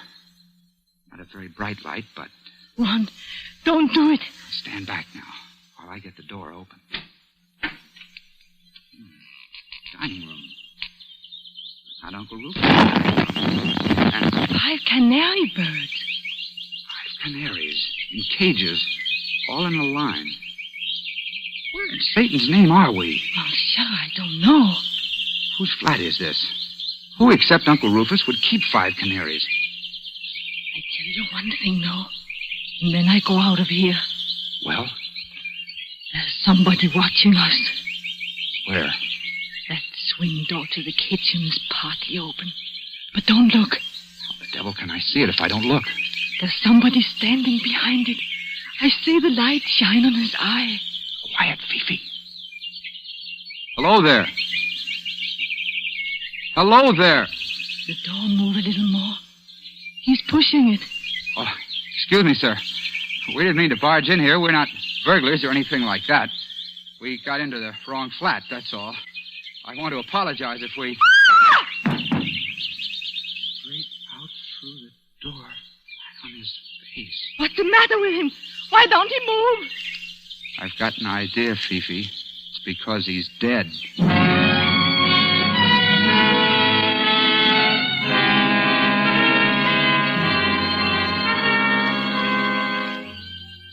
He was a little fat man with eyeglasses and a spade-shaped beard. He looked foreign somehow. And there was a bullet hole over his heart. You ask me what happened then? I don't know. Fifi turned and ran. At least I think she did. I bent over the man to make sure he was dead. And then something hit me. As though it hadn't been enough of a nightmare already, I could hear that blackjack strike the back of my skull. And everything exploded. I couldn't get my breath, and I seemed to be swimming in dark water. The next voice I heard wasn't Fifi's at all. It was Anita's. And... Ron Denham. Oh, my head. Oh, Lord, my head. Well, I'm not at all surprised. What's that, Anita?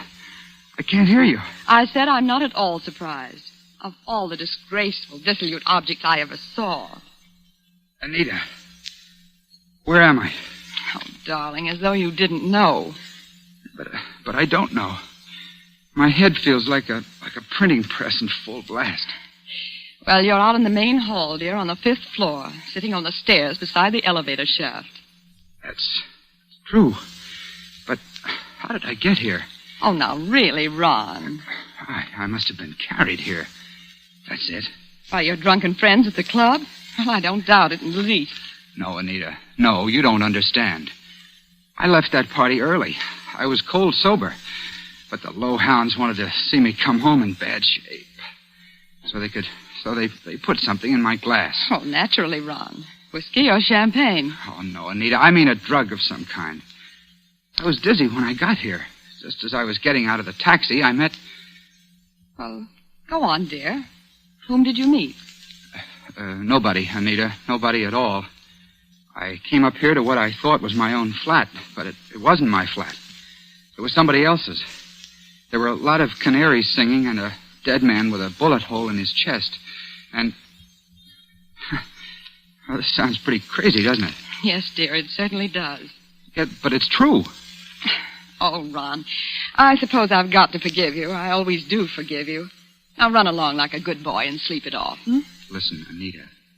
There's a dead man in one of these flats. A dead man? In which flat? Well, that's just it. I don't know. You're not saying it's on this floor? Yes, I definitely remember pressing the button for the 5th floor. Suppose you listen to me, dear. Now, don't make faces and rumple your hair. Just listen. There are only 2 other apartments on this floor. One is your uncle's. It wasn't his. I'll swear to that. Well, and the other is mine. You don't think I'm hiding a dead man? No, it wasn't your flat either. Well, then where is it, darling? A whole flat can't vanish and take the dead man along, can it? No. But I'll tell you something else, Anita. I've seen that man's face somewhere before. Well, Whose face? The dead man's. Thick eyeglasses, square black beard, something foreign about it. I've seen him, or I've seen his picture, or... Oh, Ron, please. What's wrong? It's the elevator. Somebody's coming up. Oh, please don't let people see you. Your hat's smashed in and your tie's untied, and you look like nothing on earth. Well, look here, Anita. If it comes to that, what are you doing out in the hall in negligee and pajamas? Well, I wanted to make sure you got home safely. Ron, the elevator, it's Tom Evans and your Uncle Rufus. All right, I can take it. But your uncle can't. Now, don't say anything to him about this dead man. Promise me. Hold on, I've got it. Pierre Duroc. Who? Pierre Duroc. That's the dead man's name. He... And furthermore, Evans, you may expect to me that in this year of 1938, the prospect of a European war is so remote as not to be worth serious consideration. Excuse me, sir, but isn't that a little strong? Now, don't argue with me, Evans. No, sir. You may tell my secretary to... Look here. What's this? Well, now look, Uncle Rufus. Oh, I can't stand any more of this. I'm fed up. Well, I don't blame you, my dear. Has this nephew of mine been annoying you again? Oh, no, of course not, but please don't pay any attention to him. He's drunk. For the last time, I am not drunk. I just want to ask Uncle Rufus before I go completely nuts whether he hasn't heard of Pierre Duroc. What's that, Ronald? What'd you say? Pierre Duroc, the French millionaire. Well, what about him? He's the man who always deals in cash on the line. Spot cash, even if it's $1 million. I saw his picture in the paper. He's in New York to put through a business deal with you, isn't he? Oh, indeed, Ronald. Well, you show a commendable interest in my affairs. Well, that's what you want me to do, isn't it? Well, I believe Duroc does want to buy some property I own, but he hasn't approached me, and I haven't approached him. It's a bad business. Why have you developed this sudden interest in Duroc? Because he's dead. Dead? Somebody shot him in a room full of Canaries and then slugged me over the head. Do you believe me, Evans? If your uncle will excuse me, old man, I don't see any reason not to believe you. Where's the body? Well, that's the trouble. Ron claims he found it in a flat that doesn't exist. Listen. What's that? Sounded like somebody running upstairs in a devil of a hurry. Well, maybe it's the dead man. As a matter of fact, it's the night porter. He's the one who can tell us. Tell us what? Well, maybe I did get off at a different floor, but that flat's got to be somewhere in this building. Pearson? Oh, just a minute. Pearson! I'm very sorry, sir. I can't stop now. Please stand aside. I got to go upstairs and get the manager. Why, Pearson? Is anything wrong? Well, Mr. Evans... Speak up, man. Is anything wrong? It's the police, sir. We found a dead man in the palm garden downstairs. Now do you believe me? You will oblige me, all of you, if you remain quiet and allow me to deal with this. What does this man look like, Pearson? He's a foreign-looking gentleman, sir. I never saw him before. He doesn't live in the building. Well, then how did he get to the palm garden? Well, sir, that's what we don't know. He certainly wasn't there when I looked in half an hour ago. But I went back to the palm garden just by chance, and there he was in a wicker chair with the singing birds in cages all around him. Birds again? Oh, be quiet, Ronald. He'd been shot, sir. The police think he was brought down in the service elevator from somewhere upstairs. Why do they think that? Because they found a revolver in that elevator and a little paper band of the kind that goes around banknotes. If they could tell where the dead man came from... You can tell us where he came from. Huh? I can, sir. Yes, you've been in most of the flats in this building, haven't you? I've been inside all of them, sir. Why? Well, would you recognize any given flat if I described it? Yes, sir, certainly, but... Well, then, for the love of Mike, think. Who lives in a flat with 5 canary cages in the dining room? Ronald, are you out of your mind? In case you don't happen to remember, you're describing my place. No, it was like your place, but it wasn't at all the same. Oriental prints on the walls. In the living room, bronze bookends and bronze lamps. Dragon patterns on the lampshades. There was a queer kind of clock on the mantelpiece, shaped like a figure of Father Time. And what's the matter with you, Pearson? Nothing, sir. But you're sure you saw all that? Yes, of course I'm sure. Why not? Because, I'm sorry, sir, but you couldn't have seen it. What do you mean I couldn't have seen it? I did see it. Who lives in the blasted place? Nobody. Well, you mean the flat's vacant? No, sir. I mean, there's no such flat in the whole building.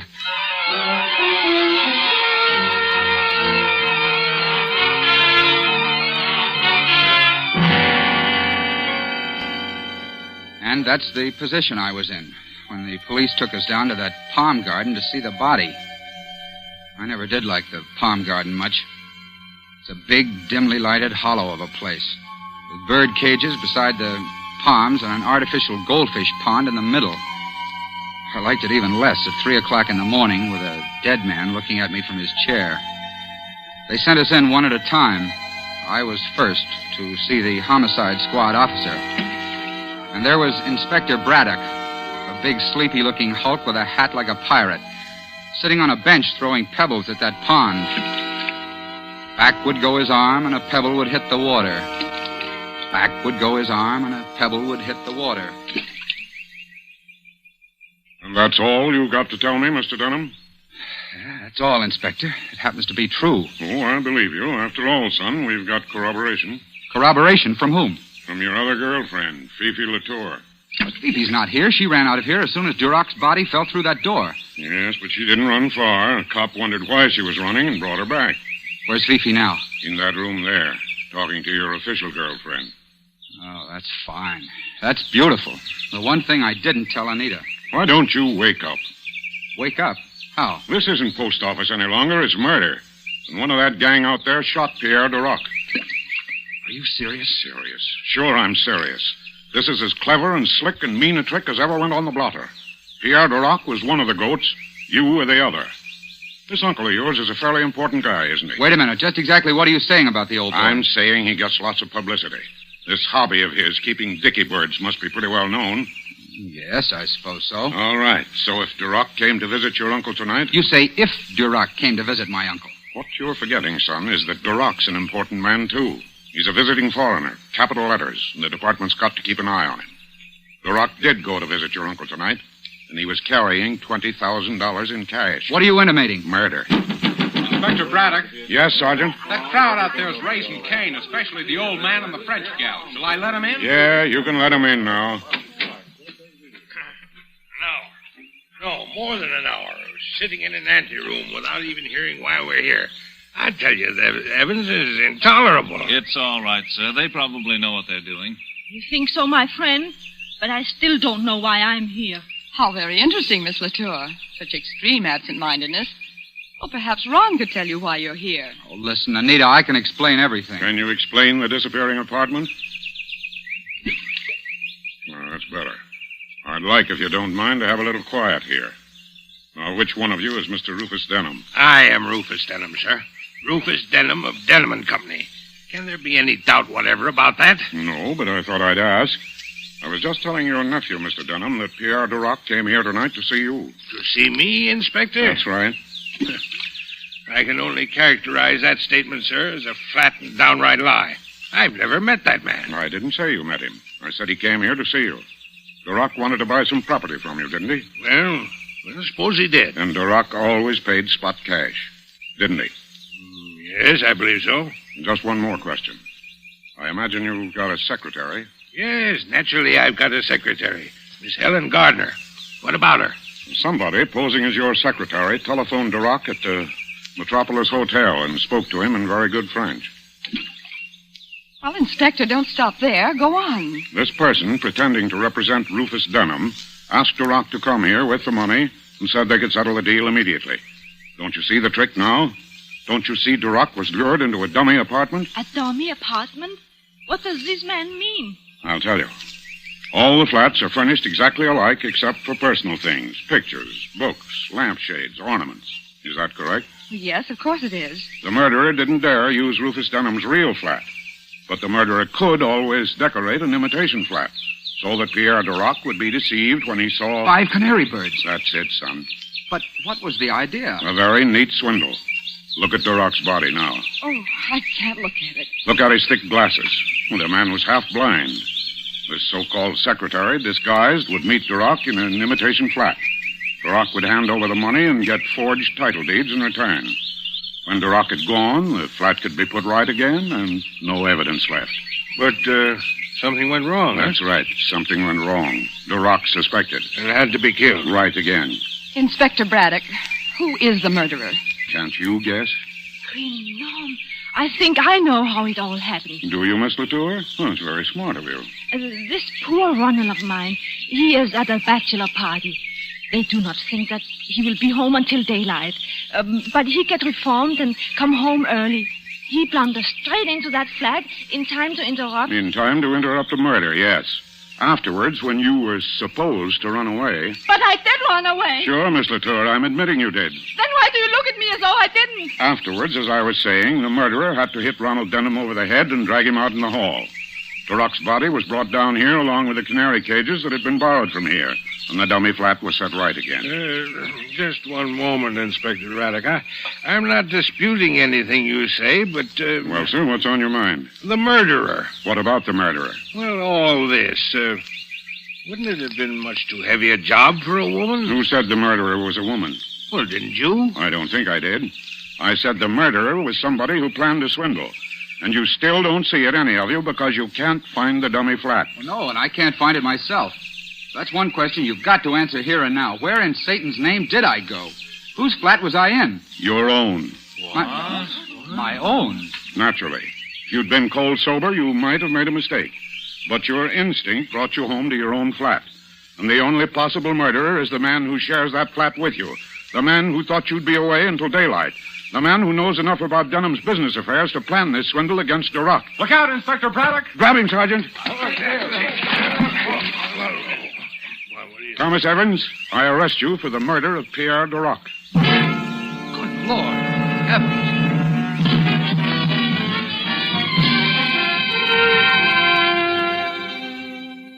Well, that's about all there is to the story. Anita and I were married last week.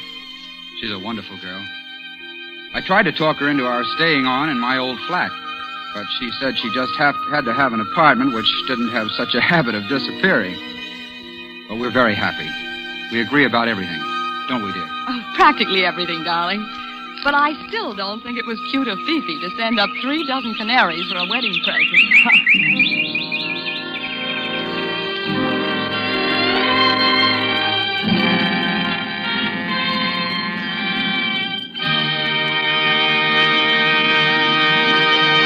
And so closes 5 Canaries in the Room, starring Ona Munson, Lee Bowman, and Osa Massen. Tonight's tale of Suspense.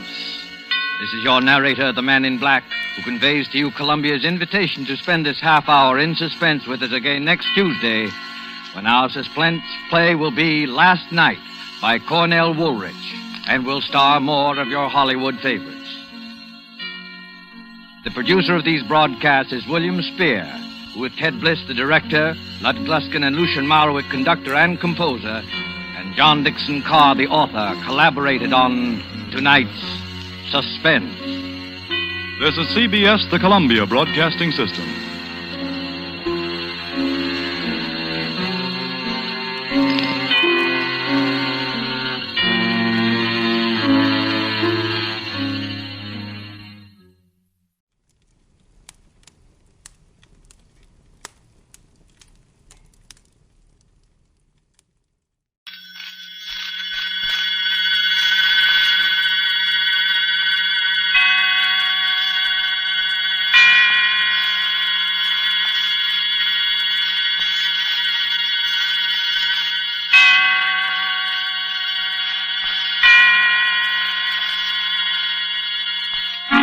Suspense.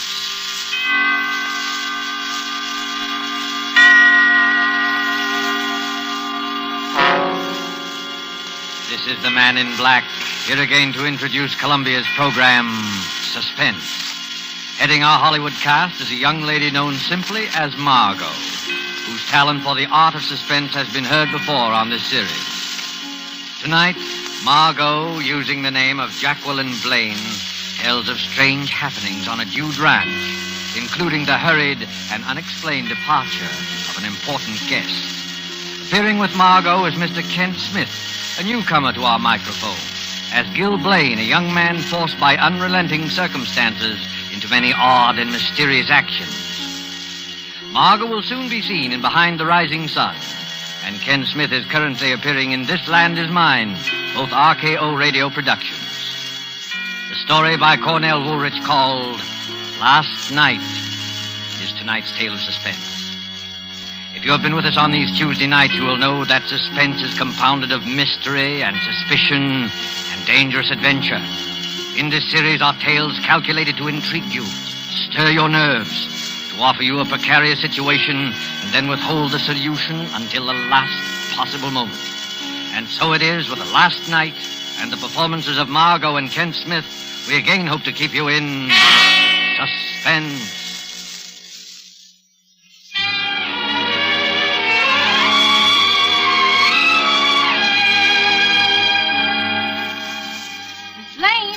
Miss Blaine, it's late. Ain't you figuring on getting up at all? Huh?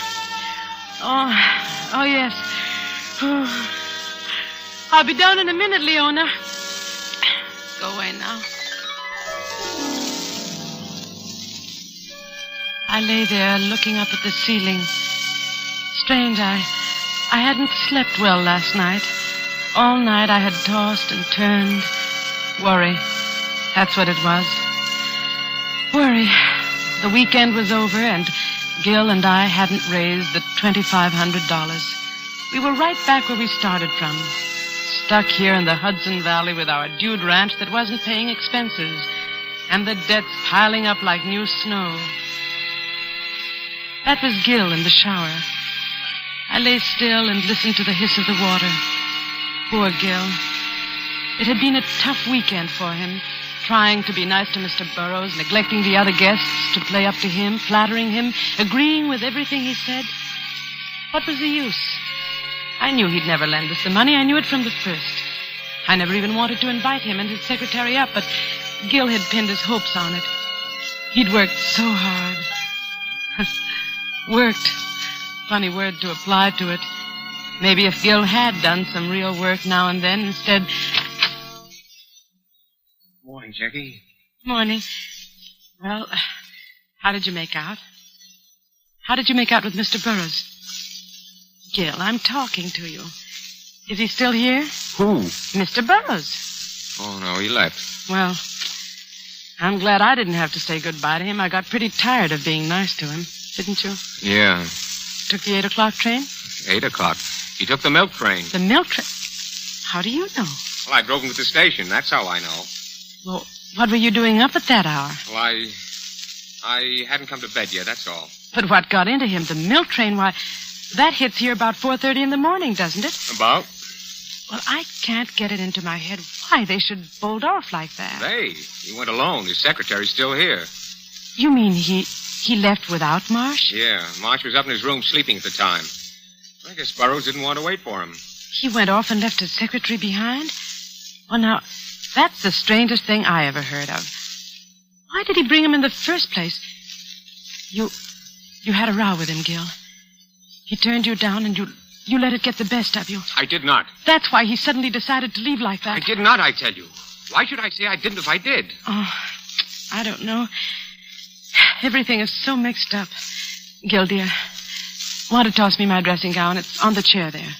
Oh, here you are, honey. Oh. Jackie? Yes? Jackie, I got it out of him. What? I got the $2,500. Gil. He finally gave in when I was driving him to the station. Well, you got all of it? The works. I didn't think he would. I mean, the way he was acting. Yes, I know, but he began to soften up after you'd gone to bed. When I asked him, he came through. But, Gil, you mean he carries that much cash around with him? Well, there it is, isn't it? That's funny. You know, he came to me only yesterday and asked me where he could cash a $25 check. Oh, yes, I know about that.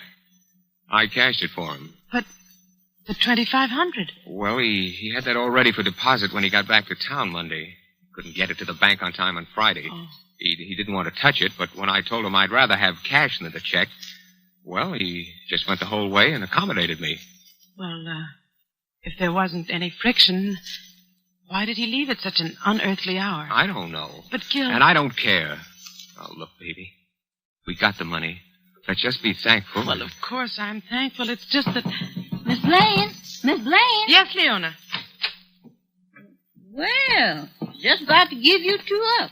Miss Rose and Mr. Carmen's almost finished with the breakfast. Ain't you two coming? Yes, in a minute, Leona. Come on, Gil. Let's hurry.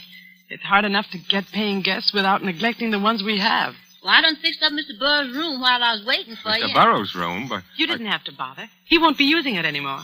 You won't? No, he left. You done left? Why, yes. Leona, what's the matter? And what about all them suits and things he left hanging up in the closet? His clothes? Left in the closet? What about that, Gil? Well, he left in an awful hurry, that's all. Oh, leave me alone. Don't let's talk about it. All right. But somehow, I feel that something very strange happened last night.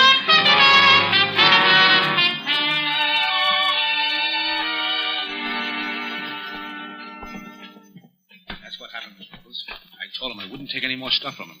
Next time he tries it, it'll be too bad. For him. Here comes Gil and Jackie. No. Have some more eggs, Carmen? Well, Oh, hello, Gil. Oh, hello, Jackie. Gil. What do you do so chummy about? Why, we were just talking of Mr. Burroughs. Mr. Burroughs? Why, yes. Mr. Carmen had an appointment to play golf with him today. Golf? Yes, fine player, fine player. Oh, by the way, where is he? I haven't seen him all morning. He's not here. Not here? Well, what do you mean? He's left. He left? Yes, can't a guy leave if he wants to? Sure, Well, for one, I'm glad. He was an old goat. He's mad because he made a pass at him. Well, you didn't like him too well either, Carmen. You see, Carmen had a run-in with him back in the days of bootleg gin. Oh. Well, let's not talk about it. Gil's right. Mr. Burroughs is gone. Let's forget it. What's this? Oh, Mr. Marsh. What did you say about Mr. Burroughs leaving? Do we have to go through this again? Gil, please. Mr. Burroughs left on an early train. Oh, you're joking. No, I'm not. But I don't understand. Well, you're his secretary. You ought to know what he's going to do. That's right, Gil. I should know. That's why it's so strange. He told me we definitely were going to stay until this afternoon. Well, he changed his mind. Lane's right. Oh, yes, and she's here. Just a minute. Miss Lane. Miss Lane, telephone. Coming. What's that?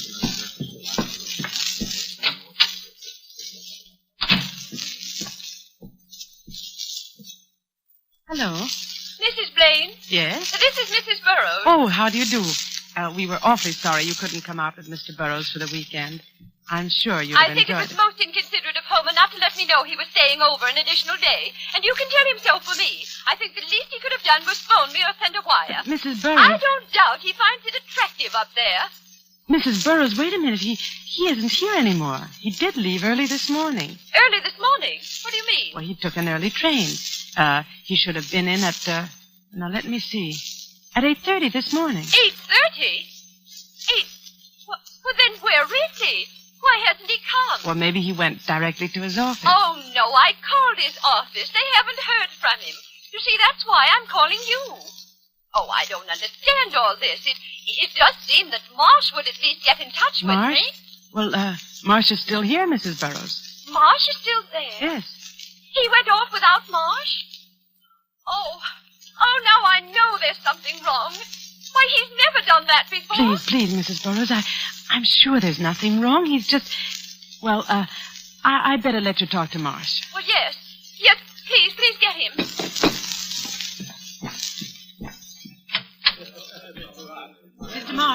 Mr. Marsh, Mrs. Burroughs is on the phone. She wants to talk to you.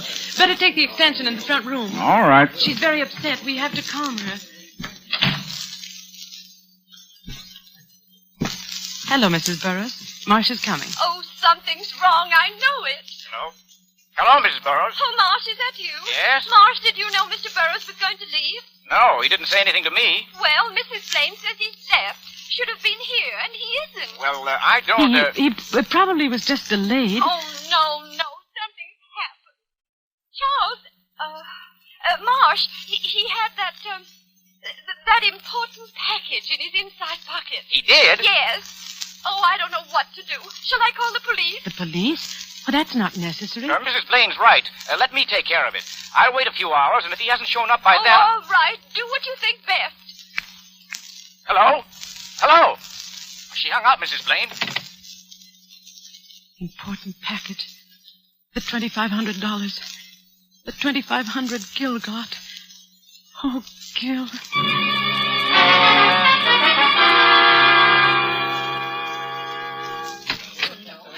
That was Mrs. Burroughs. She was awfully upset. Well, Burroughs didn't show up. She wants me to call the police. The police? Oh, now, wait a minute. You don't have to call the police. Well, why shouldn't I call the police? After all, Mr. Burroughs is missing. Oh, he may show up yet. Certainly, he may show up yet. Carmen's right. You don't have to call the police now. And why don't you want the police? Well, why... There's something strange here, all right. Why didn't Mr. Burroughs say a word to me about leaving? Well, you were asleep. I guess he didn't want to waken you. Oh, I've never known him to be considerate in my life. I suppose he knew what he was doing. I'm not so sure. What do you mean? Well, if he knew what he was doing, why did he leave his return ticket on the dresser? A strange silence fell over the entire group. Marsh was suspicious. Soon he would call the police. And I had a strong feeling that Gil knew more about this than he let on. After breakfast, the group broke up, and I stayed to help Leona clear the table, and I saw Gil and Carmen walk out on the porch together. Cigarette, Gil? Yeah, thanks. Here. Fine morning. Listen, you didn't ask me out here to speak about the weather. No, I didn't. I want the money you owe me. Yeah, that's what I thought. It was due long ago. With the interest, it adds up to $2,500. I can't pay you now. Why not? You said you'd pay it today. Well, it's not that I haven't got it. It's what? Well, everything's so mixed up now. You know. You mean Burroughs' disappearance? Look, give me another 24 hours. I'd like to, Gil, but... Gil. Here comes Jackie. All right, 24 hours and no more. I'm sorry if I'm interrupting something important. Oh, no. We were just talking about the weather. It is lovely, isn't it? Yeah. Well, I better get up to the golf course. Oh, say, Gil, could you lend me the car to drive up? It's pretty far, and I'll do plenty of walking when I get there. Well, as a matter of fact, Carmen, I'm going to use it myself. Oh. Well, in that case, I'd better start walking. So long. Goodbye. He was after the money, wasn't he? Yeah, but I didn't give it to him. Why not? Mr. Burroughs gave it to you, and we do owe it to Carmen. Can't you leave me alone for a minute? Say, you two, why the frown? Hello, Miss Robles. I don't want to interrupt a private fight, so I'll state my business quickly. How about lending me the car, Gil? I want to drive I'm sorry, Miss Robles, but I need it. I'm driving into town, and right now.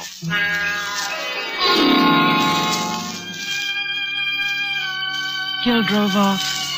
The rest of the day went by in a haze. Gil didn't come back. He stayed away all day without even phoning me. He had never done that before. It almost seemed as though he avoided me intentionally. Toward evening, as I was putting the finishing touches on dinner, Leona came up to me. There's a man here to see you, Miss Blaine. Where is he? In the front room. Well, who is it? Somebody I ain't never seen before. All right, I'll talk to him. You look after things here, Leona. Yes, I will. Good evening. My name's Ward. I'm Mrs. Blaine. You wanted to see me? I wanted to have a few words with Mr. Blaine. Oh, I see. What was it about? You know what it's about. It's about Burroughs. His office sent me down. Mr. Burroughs? What about him? He was a guest here, wasn't he? Yes. When did he leave? Last night. My husband drove him to the station. Really? How interesting. What do you mean? We happen to know that he never got on that train. Oh. I thought maybe your husband could tell me a few things I'd like to know. I'll see if he's here. Just a moment. I'd also like to see some of the other guests. Well, I'm sorry, but nobody's here just now. Miss Robles is out walking, and Mr. Carmen hasn't... Carmen? The short, fat Italian? Why, yes.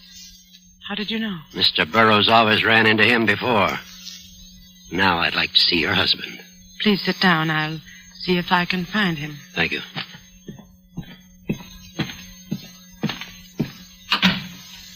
Leona. Yes, Miss Blaine? Has Mr. Gill come back yet? Oh, no, ma'am. I ain't seen him since he drove off this morning. I see.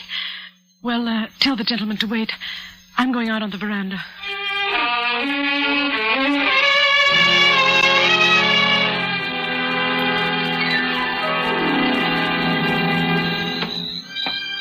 I went out on the veranda.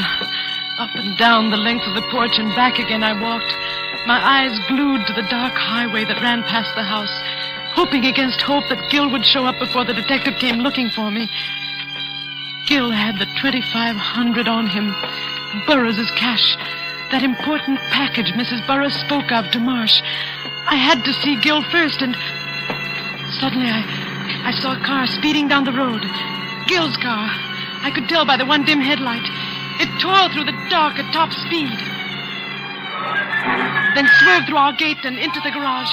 I was about to run down the steps when another pair of headlights split the gloom of the highway. As the car came on, I recognized the taxi from town.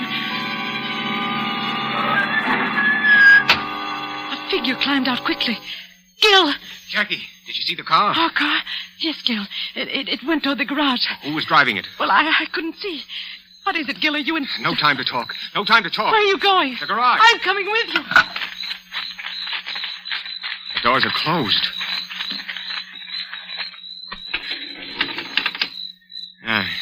There. Nobody here. Anyone in the car? No. Whoever it was, beat it. Oh. I'd like to know who it was. Gil, I don't understand what this is all about. Well, frankly, I don't either. I was parked in front of the store in town. I came out and saw somebody hop in my car and drive off like mad. That's odd. I don't know what he was after, but I don't think he got it. I chased the car all the way here in the taxi. I saw it coming down the road. I thought it was you. Well, let's go back to the house.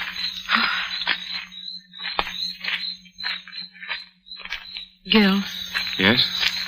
Gil, there's somebody here to see you, a man named Ward. Ward? Who's he? What does he want? He wants to talk to you about Burroughs. He's a detective. Oh. And, you'd better let me have the wallet with the money, just to be on the safe side. Now, look, I don't want you mixed up in anything. Well, I'll be all right. Please, give it to me. Well, okay. Now you'll have to go in and talk to him. Yeah, I suppose so. I went up to my room and lay there in the dark, trying to distinguish the murmur of voices from below. But all I could hear was a blur of sound. I got the 25,000. Something's happened. The next time it'll be too bad for him. He made a pass at me. He left in a hurry. Let me alone. Why don't you want the police? Why don't you want the police? Why don't you want the police?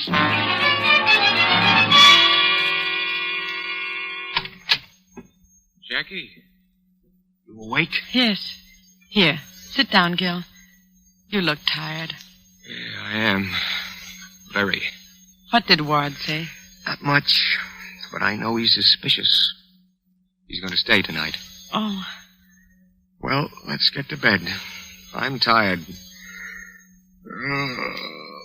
Oh, by the way, did you see the key to the rumble seat? The key to the rumble seat? Oh, no. Must have lost it. Good night. Gil, you've never told me. You've never told me one way or the other. Gil, you've got to tell me. All right, Jackie. I will. Burroughs never gave me the 2,500. He refused me.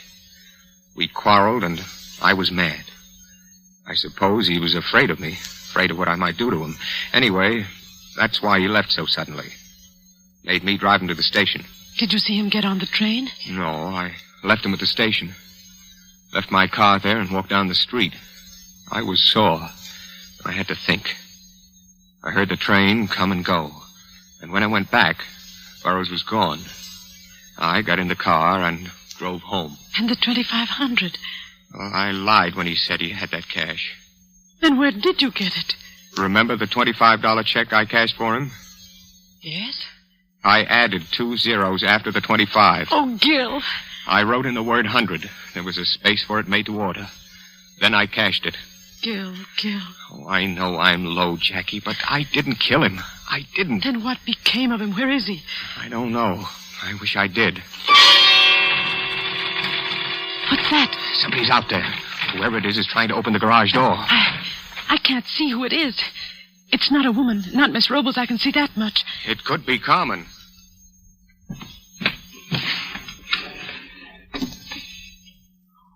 What are you doing in that drawer? Just getting this gun. Now, quiet. No, Gil. Give me that gun.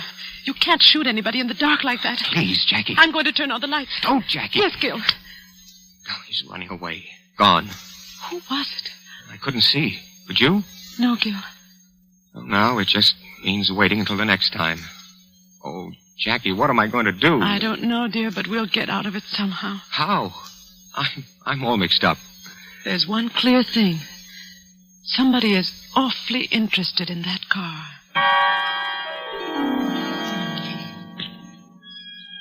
I lay awake until the sun was up. Then a shallow, feverish sleep came. And when I awoke, it was almost evening. Gil's bed was empty. There were the indistinct sounds of life in the house below. I rose, and as my mind cleared, my words of the night before broke through the edges of my consciousness. There's one clear thing. Somebody is awfully interested in that car. I dressed slowly. A tantalizing thought hovered just beyond my grasp. The car. What was there about the car? I slowly walked down the hallway, my eyes half closed, thinking I had to talk to Gil. Leona? Yes, sir? Where's Mr. Gil? Well, he done went to town with Mr. Ward. You went with Ward? Yes, and right after breakfast. Mr. Carman gave him a lift down and... Carman? Yes, but Mr. Gil, he done left you this note. Oh, let me see it. Jackie, I've gone downtown with Ward. I'm going to tell him about the check. And whatever happens will have to happen. No, Gil. No, Gil, no. Miss Jacqueline. Leon, I've got to stop him. I'm going to drive to town.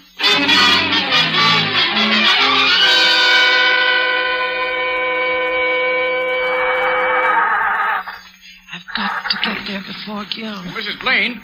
Mrs. Blaine, where are you going? I'm going to town, Mr. Marsh. Well, may I come along? Well, I suppose so. Hurry up and get in.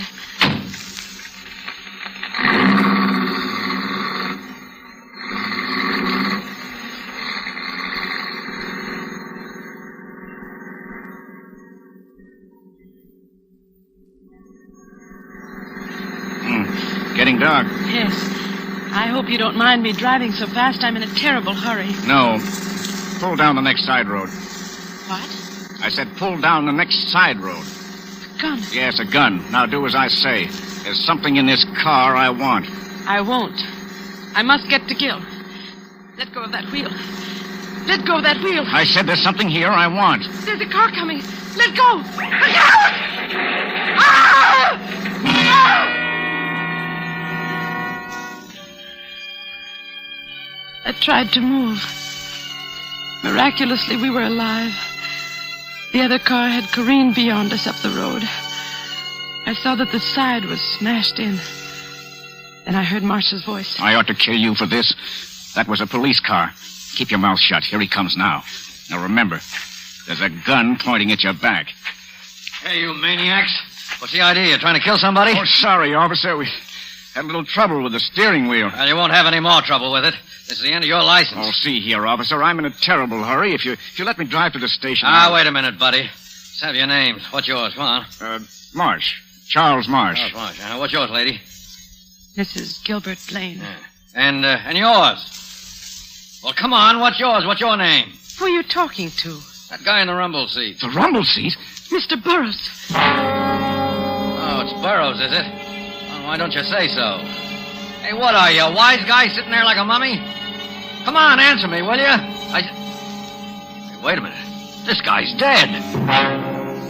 You did this. The rumble seat flew open when we crashed. Officer, he's got a gun. He murdered that man. I'm warning you. Keep back or I'll... Oh. That takes care of him. You're all right now, sister. Yes. I'm all right now.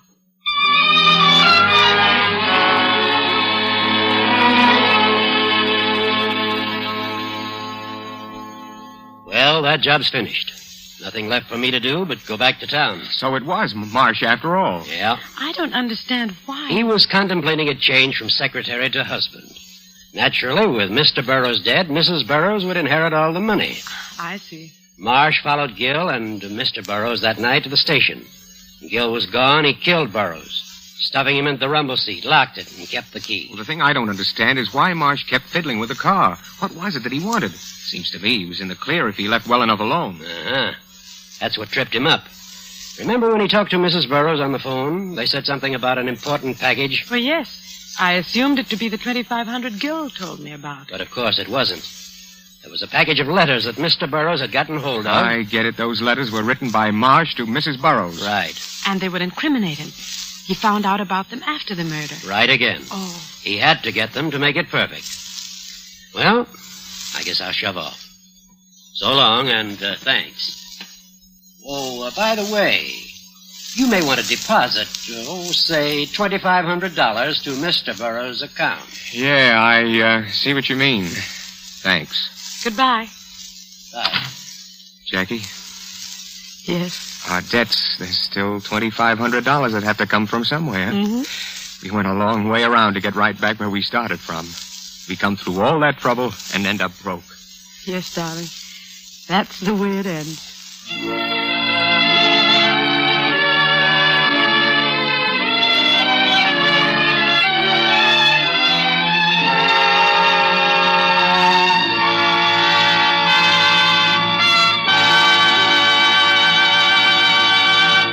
And so closes the story called Last Night, starring Margo and Kent Smith. Tonight's tale of Suspense. This is your narrator, the Man in Black, who conveys to you Columbia's invitation to spend this half hour in suspense with us again next Tuesday, when John Sutton and George Zuko will star in the suspense play by John Dickson Carr called The Man Without a Body. The producer of these broadcasts is William Spear, who with Ted Bliss, the director, Lud Gluskin, and Lucien Mahowick, conductor and composer, and Cornell Woolrich, the author, collaborated on tonight's Suspense. This is CBS, the Columbia Broadcasting System.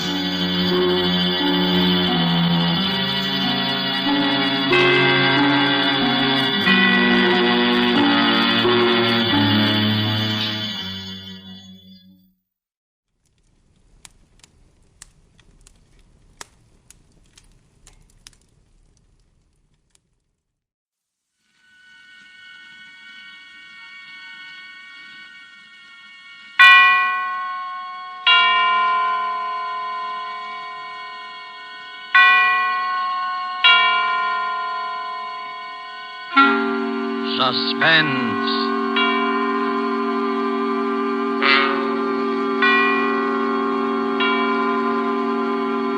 This is the Man in Black, here again to introduce Columbia's program, Suspense. In our starring Hollywood cast tonight are Mr. John Sutton, who appears as a young English doctor, Jim Norwood, who knew a great deal more than he admitted concerning the strange events which we are about to relate. And Mr. George Zuko, who plays the village curate, the Reverend Arthur Morley. Our story, and it bears none but a coincidental resemblance to H.G. Wells' famous short novel, The Invisible Man, is by John Dickson Carr and is called The Man Without a Body, tonight's tale of suspense. If you have been with us on these Tuesday nights, you will know that suspense is compounded of mystery and suspicion and dangerous adventure. In this series are tales calculated to intrigue you. And so it is with The Man Without a Body and the performances of John Sutton and George Zuko. We again hope to keep you in suspense.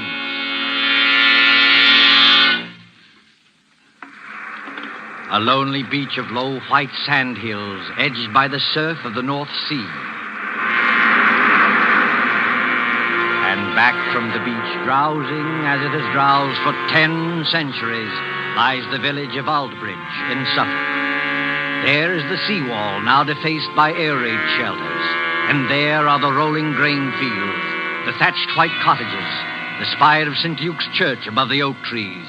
Ancient and bell-haunted, lost among hedgerows, this village could never cause consternation in London newspaper offices. And yet, on that warm night nearly 4 years ago... This time it's really happened. A man without a body, completely invisible. Copy, boy. Copy, boy. Look at this dispatch. Reign of Terror in Suffolk Village. Has another of H.G. Wells' romances come true? An invisible man? I can't believe it. What's the matter with that village? They all gone scatty? Mr. George Wellman, builder, states that as he was returning home along the main road from Bury St. Edmunds... He distinctly saw a man's hat, without any head under it, moving towards him about 6 feet above the ground. George must have been full of beer. We can't use this story. Coffee, boy! Even more surprising evidence was given by the Reverend Arthur Morley, vicar of St. Luke's Church. Who?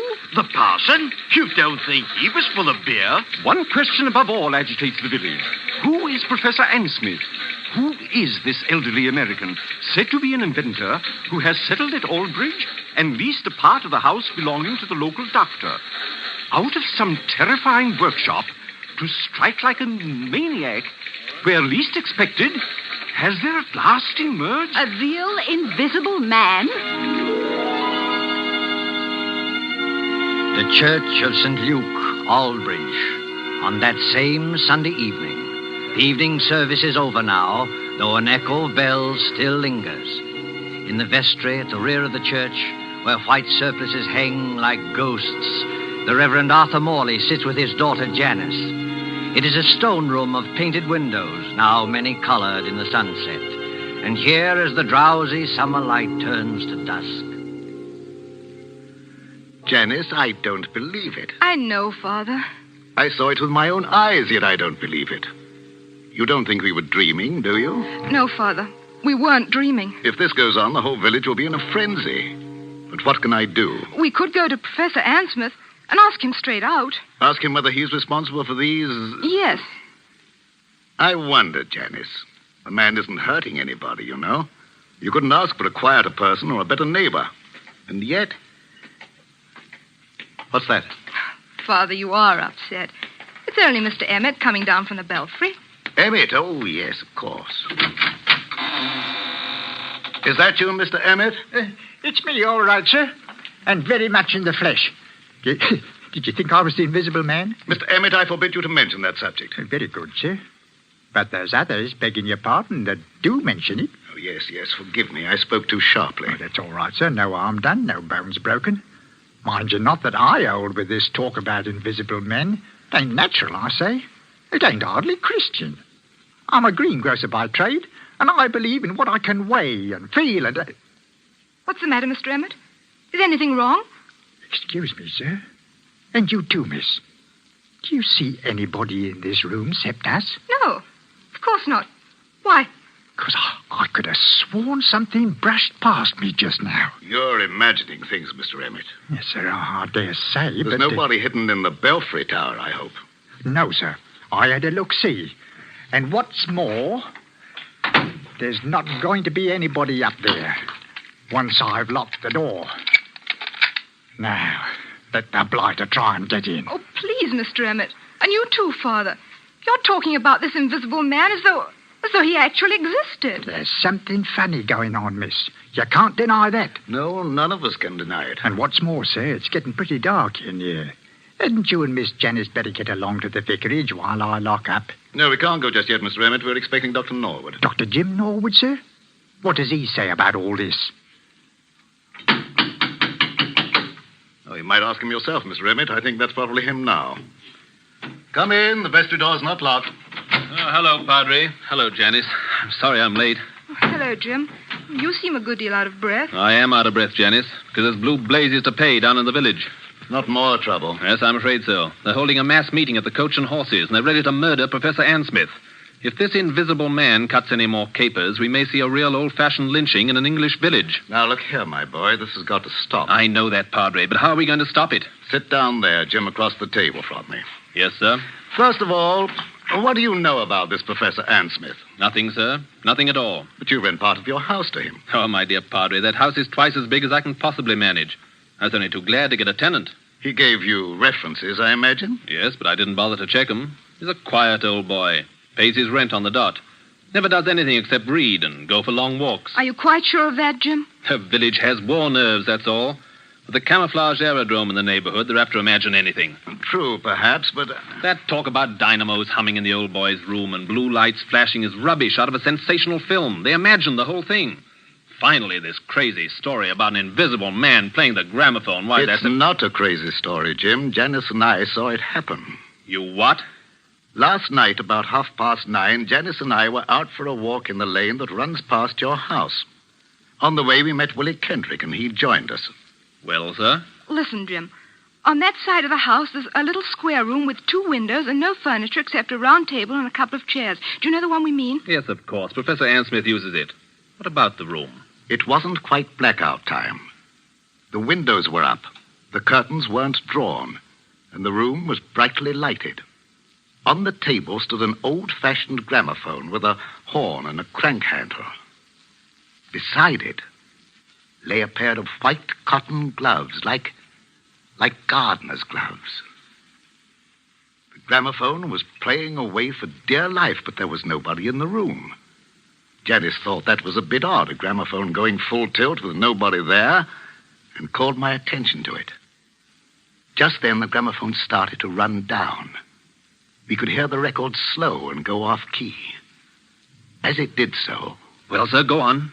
As it did so, those white gloves got up off the table. Got up off the table? Got up off the table, took hold of the gramophone, and wound it up again. Mr. Emmett, what on earth are you doing? I dropped some candlesticks. So I see. Please pick them up again. Yes. Padre, are you serious? Perfectly serious. A pair of gloves without any hands inside them? Yes. But what did they do exactly? The left-hand glove steadied the gramophone. The right-hand glove wound it up. Then they both hung in the air, beating time to the music. It should have been funny. I can only assure you it was not funny. So what happened then? Oh, Jim, it was horrible. Willie Kendrick let out a yell and ran down the lane between the apple trees as though the devil were after him. I can't say I blame him. Father and I just stood there and... Stared is the word, my dear. Yes, stared. I can't forget any of it. The 3-legged table and the whirling record and the blue flowers on the wallpaper. But there was nobody there. We could see past the table and under the table and all over the room. And there was nobody there. Except the man without any body. Confound the man without any body. Father, suppose it is true. As a clergyman, my dear, I prefer to remain agnostic. This thing's a trick. Yes, but how's it done and why? That's the whole point, Jim. What worries me is the effect on our people here. We call ourselves intelligent, and yet, look at us. Even Mr. Emmett there. Hey, what's that about me, sir? A few minutes ago, you thought something brushed past you when you were coming down the stairs from the bell tower. Now, didn't you? Well, yes, sir. You see what I mean, Jim? But I didn't really think so, sir. Not really. It was imagination, just like the doctor said. Because I searched that tower. I locked the door afterwards. Exactly. But the mere force of suggestion, nothing more, might lead you to believe. That's not suggestion, Father. Sir, oh, stake my Bible oath, there's nobody in that belfry. Bells can't ring by themselves, old man. There's somebody pulling the rope up there, and we're going to find out who it is. Now, one moment, all of you. What's wrong, Padre? You're as white as a ghost. This blasphemous mockery, it seems, extends even to the church. Very well. You will stay with Janice, my boy. Emmett and I will collar this invisible man. Why can't I go, too? I don't believe in this, but I should prefer to have someone with Janice. You're not afraid, Mr. Emmett? If it's alive, sir, I'm not afraid of it. And if it's dead, well, you're not afraid of it. The tower door's open, sir. I'm ready. Don't do it, Father. Don't go. You can't help them, Janice. Sit down here. Take it easy. Jim Norwood, what's wrong with you? Wrong with me? You've got an odd look, too. And the light's fading. And the surplices look like ghosts. And in another minute, that fell would drive me mad. Suppose he has got in. Who? The invisible man. Oh, don't talk rot. As there are sounds that the ear cannot hear, so there are colors that the eye cannot see. I read that somewhere. He hasn't hurt anybody yet. But suppose he turns nasty and does hurt somebody. He can't hurt anybody. How do you know? Janice, listen to me. Take my hand. Oh, but Jim... I want to tell you a few things you won't understand. I don't ask you to understand. I just ask you to remember. Well, what is it? The first is a question. If you were a government official and wanted to find an expert on camouflage, where would you go? An expert on camouflage? Yes. And the second point is this. I studied medicine in Germany. Oh, I know that, but that's One night on a bet, I hid backstage at the Winter Garden Theater in Berlin. I saw the whole show from backstage, and I learned a great deal. Jim Norwood, what on earth are you talking George about? Wellman and I have talked the whole thing over. In a way, Janice, there is an invisible man. I can tell you who he is and how he works. But there's no danger, do you understand? There's no danger at all. Jim, what was that? I don't know. You do know. I can see it in your face. You do know. I think somebody's fallen Fallen? from the top of the belfry. Oh, Father! Stay here, Janice. You can't do any good. Let go of my arm. I'm going up there. No, you're not. I didn't think what the danger might be. Besides, there's somebody coming down the stairs now. Stay just where you are and don't move until... Oh, Father. Father, are you all right? Steady, sir. Take it easy now. I'm perfectly all right, yes. But you'd better go into the churchyard and see to Emmett. He fell? No, Janice, he did not fall. He was thrown. Oh. Thrown? By whom? There's no time to argue now. You're a doctor. Go out and see to him. Well, is he in... I don't know. Go. Yes, sir. For I will work a deed in your days which ye will not believe, though it be told you. Janice, this is incredible. Why? You heard the bell ring. I saw it ring. Without anybody there? I was as close to that bell as I am to you now. No hand held the rope. There were no strings or wires or any tricks to make it move. Yet it clanged back and forth alone in the tower. And I thought I heard someone laugh. Laugh? Oh, don't take that too seriously. We were both overwrought, and the noise of the bell was deafening. What about Mr. Emmett? Emmett yelled some words I couldn't hear and lunged for the bell. Then something caught him. Something caught him and gave him a sledgehammer blow in the back. That belfry's nothing but open arches. You heard him scream. I saw his face just before he went over. Lock the door to the tower, Father. Lock it. I can't lock it. Emmett has the key. But why should I lock it? Because he's still in there. He? He hadn't done any harm before, but he's done harm now. There's no telling what might happen if he gets loose. You mean? I mean Professor Ann Smith's protege, whoever he is. The man without a body. Under the red sunset, some quarter of a mile away, a grass-carpeted lane winds between rows of apple trees. The lane is dusky, though lights shine into it from the windows of a large stone house, Dr. Norwood's house beyond the apple trees. Up and down, a shadowy figure is pacing. An elderly figure, dejected figure, tall and frail as a shadow among shadows, muttering to itself, shaking its head, now and then raising one fist in bewilderment or anguish. Sometimes the light gleams on large spectacles and a kindly mouth. Up and down, endlessly up and down strides Professor Ann Smith. I'm not guilty. I'm not guilty. How can I convince them that I'm not guilty? Who's there? I saw you dodge behind that tree. Stand out, sir. Did you call me Professor Ann Smith? Yes, I did call you. Who are you? You probably won't recognize me, Professor Ann Smith. Nevertheless, my friend, may I ask what your name is? My name is Wellman, Professor George Wellman. Wellman. I've heard that name. Maybe you have. I'm a builder by trade, and a great friend of Dr. Norwood's. Wait one moment. Aren't you the young man whose firm is putting up these air raid shelters along the seawall and making such an unholy din with your riveting machines? That's me. And come to think of it, aren't you the one who first started this alarm about an invisible man? Yes, because I met him. You did not meet him, sir. This whole thesis is scientific nonsense, and I won't have it. You won't have what? I'm an old man, Mr. Wellman.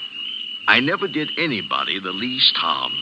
As God is my judge, I know nothing whatever about this... What's that? It looks like the Vicar's car, Professor. You'd better stand back. This is a pretty narrow lane. Ann Smith. Professor Ann Smith. Yes, Mr. Morley, I hear you. Well, we thought you'd better drive over here straight away. I think you've met my daughter. And, of course, you know Dr. Norwood. Yes, but there's no time for any social formalities. Get into your house, Professor Ann Smith. Get in quickly and close the shutters. But why should I do that? Because there's a mob coming, sir, and we can't stop them. Hurry, do hurry. A mob? coming here. Why? Haven't you heard the news? I've heard nothing, my friend. The only person I've seen has been that young man there who chews a toothpick and hides behind the trees. George Wellman? What on earth are you doing here? Watching, Janice. Watching and waiting, just as usual. Listen to me, Professor Ansmith. Henry Emmett, the head verger at St. Luke's, was thrown from the belfry window not 20 minutes ago. Not by me, sir, I assure you. I had nothing to do with it. No, not by you, but apparently by the invisible man. Oh, Father in heaven, will this never stop? Not till we catch the fellow. No. Be quiet, Mr. Bowman, please. I'm sorry, Padre. I take it back. I myself can testify that no visible person laid hands on Emmett. He was struck as though with a gigantic fist. What's the matter, Professor Ansmith? Is anything wrong? No. I was just thinking. Is Emmett dead? Fortunately, no. I'm glad of that, my friend, for a certain person's sake. He's not even seriously hurt. The bell tower isn't high, and a tree broke the force of his fall. But he's badly shaken up, and that crowd at the Coach and Horses means trouble. If you haven't anything to say to us, if you haven't a word of explanation to utter... Listen, Padre, don't you hear anything? Yes, I thought I heard voices. Can't be that crowd from the village. We're too far ahead of them. It's a crowd, all right. And they've been here for hours. But where? I don't see anybody. Jim, look, behind the trees. Look behind the trees. Look beyond the hedgerows.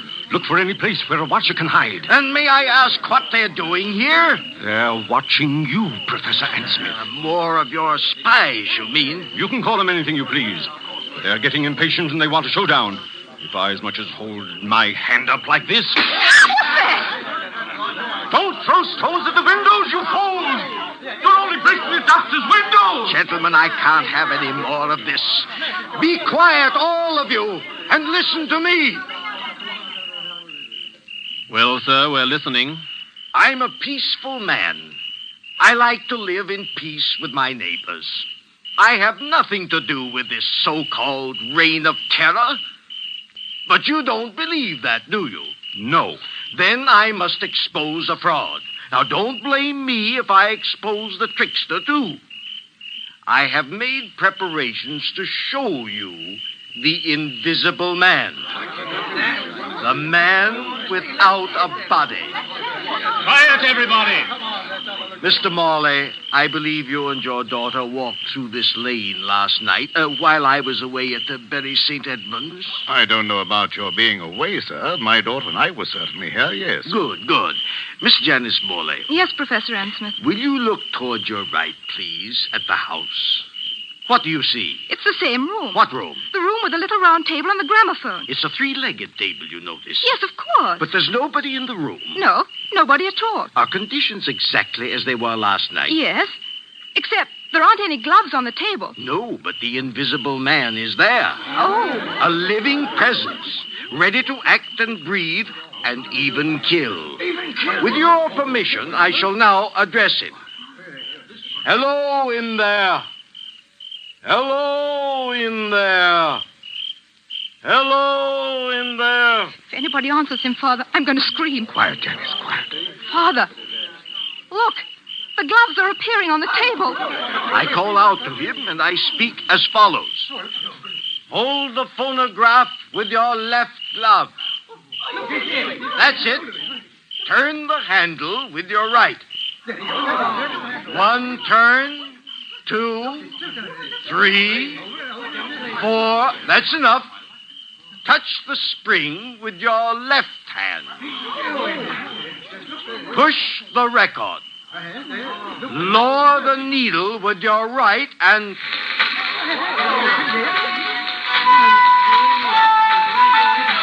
Ladies and gentlemen, the invisible man. Don't throw him off! Hold, you fools! Don't you see? On the contrary, let them throw all they like. Aim at the table, my friend. Aim at the table. Why at the table? Because then they'll see the trick. I don't follow you. What trick? The trick of the looking glasses. There. You see now, my friend? I think I do. The legs of the table form a triangle with its point toward you. Panels of looking glass are fitted in the two sides facing you. What do you know about that? You think you can see under the table, but what you actually see are the side walls of the room reflected in those two mirrors. Oh, wait a minute. You mean... I mean that my old servant, hidden behind the mirrors, has just been working the gloves to a panel in the tabletop. It's a very old trick, first shown by Colonel Stoddare at the London Polytechnic. And that's what happened last night? Yes. And you had nothing to do with it? Nothing whatever, nor had my servant. Then who did do it and why? What is the explanation of all this? Well, I can't tell you why. That's what beats me. But I can tell you everything else. This invisible man who's been scaring us all silly? My dear young lady, there's no invisible man. There never has been. I might believe that, Professor Ansmith, if I hadn't seen a church bell ringing where there was no hand to ring it. And poor old Emmett flung out of the tower as though a giant hand had got hold of him. You're not saying that was done with the looking glasses? No, my friend, not at all. That was really clever. Strings? Wires? Ropes? No, they weren't necessary. But the thing's impossible. Oh, no. The same principle was used by my old friend J.N. Maskelyne to make mechanical figures work. Psycho played whist, and Zoe drew pictures. I myself, Go on, sir. You yourself, what are you going to say? The secret I was about to say remains unknown even today. You were right, in a way, when you tell us that Emmett acted as though a giant had got hold of him. A giant had got hold of him. At least, a gigantic force. Oh, before we all go completely mad, would you mind telling us what this gigantic force was? Not at all. It was compressed air. Compressed air? But don't you see it even yet, any of you? No. A compressed air pipe with 1,000 pounds pressure behind it was run up into the tower facing the bell. It could be operated from the ground outside. The pressure was turned on and off in bursts. It made that heavy bell swing like a toy. Emmett, don't you remember? Emmett rushed forwards towards the bell. And the air pressure? The air pressure struck him like a sledgehammer and flung him headlong out of the tower. There's your miracle, gentlemen. That's all there was to it. Sir, I can't doubt what you say. It's too circumstantial and too right. But what, my friend? The compressed air tanks. The mechanical apparatus to work this trick. Well, what about it? Where did it come from? Such things don't grow on bushes. No, but they do grow on riveting machines. Riveting machines? Yes, such as the riveting machine they're using on the air raid shelters along the seawall. Would you care to tell us, Dr. James Norwood, why you and your friend Wellman have been playing all these tricks?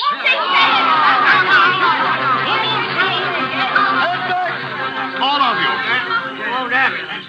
Jim Norwood, is this true? Why, of course it's true, Mr. Morley. Don't be so gullible. Jim and George Wellman doing all this?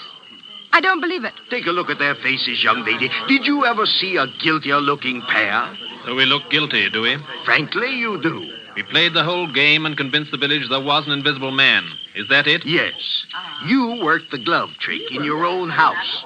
And Wellman worked the air trick with his own equipment. Everything else was nothing but a pack of lies and a lot of atmosphere. Playing conjurers and making a blasted hash of it. Is that all, Professor Ansmith? Well, remember, you brought this on yourselves. I didn't want to expose you.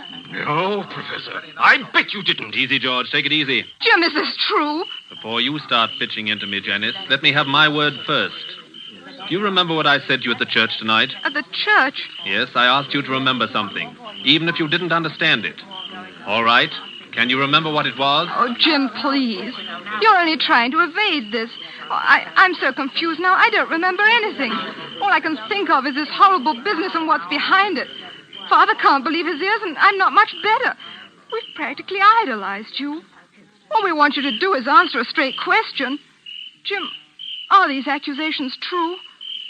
Yes, they are true. Doubtless he had a good reason, Janice. Doubtless he had a good reason. Yes, we had a good reason. The very best reason in the world. You had a good reason for scaring people half to death and trying to kill poor old Henry Emmett? We didn't mean any harm against Emmett. That was an accident. But you dare to defend yourself now? Yes, just that. Before we go home, Father, shall we apologize to Professor Smith? I hope he'll try to think better of English hospitality. Good, Janice, good. I hope he will, too. You hope he will. Listen, Janice, before you act on any belief, you have to be absolutely sure in your own mind. George and I had to prove something, and now I'm glad to say we have proved it. Oh, I can't stand this any longer. If you have anything to say, go on and say it straight out. What was it you had to prove? We had to prove to our own satisfaction that this pretended American who calls himself Professor Smith... Pretended American? Who calls himself Professor Smith? We had to prove that this pretended American was no other than Karl Heinrich von Keist, the celebrated stage magician from the Winter Garden Theater in Berlin. What? Whose real job is to find the camouflage aerodrome near Bury St. Edmunds. No. He explained his own tricks very nicely, George. We'll swear out a warrant in the morning.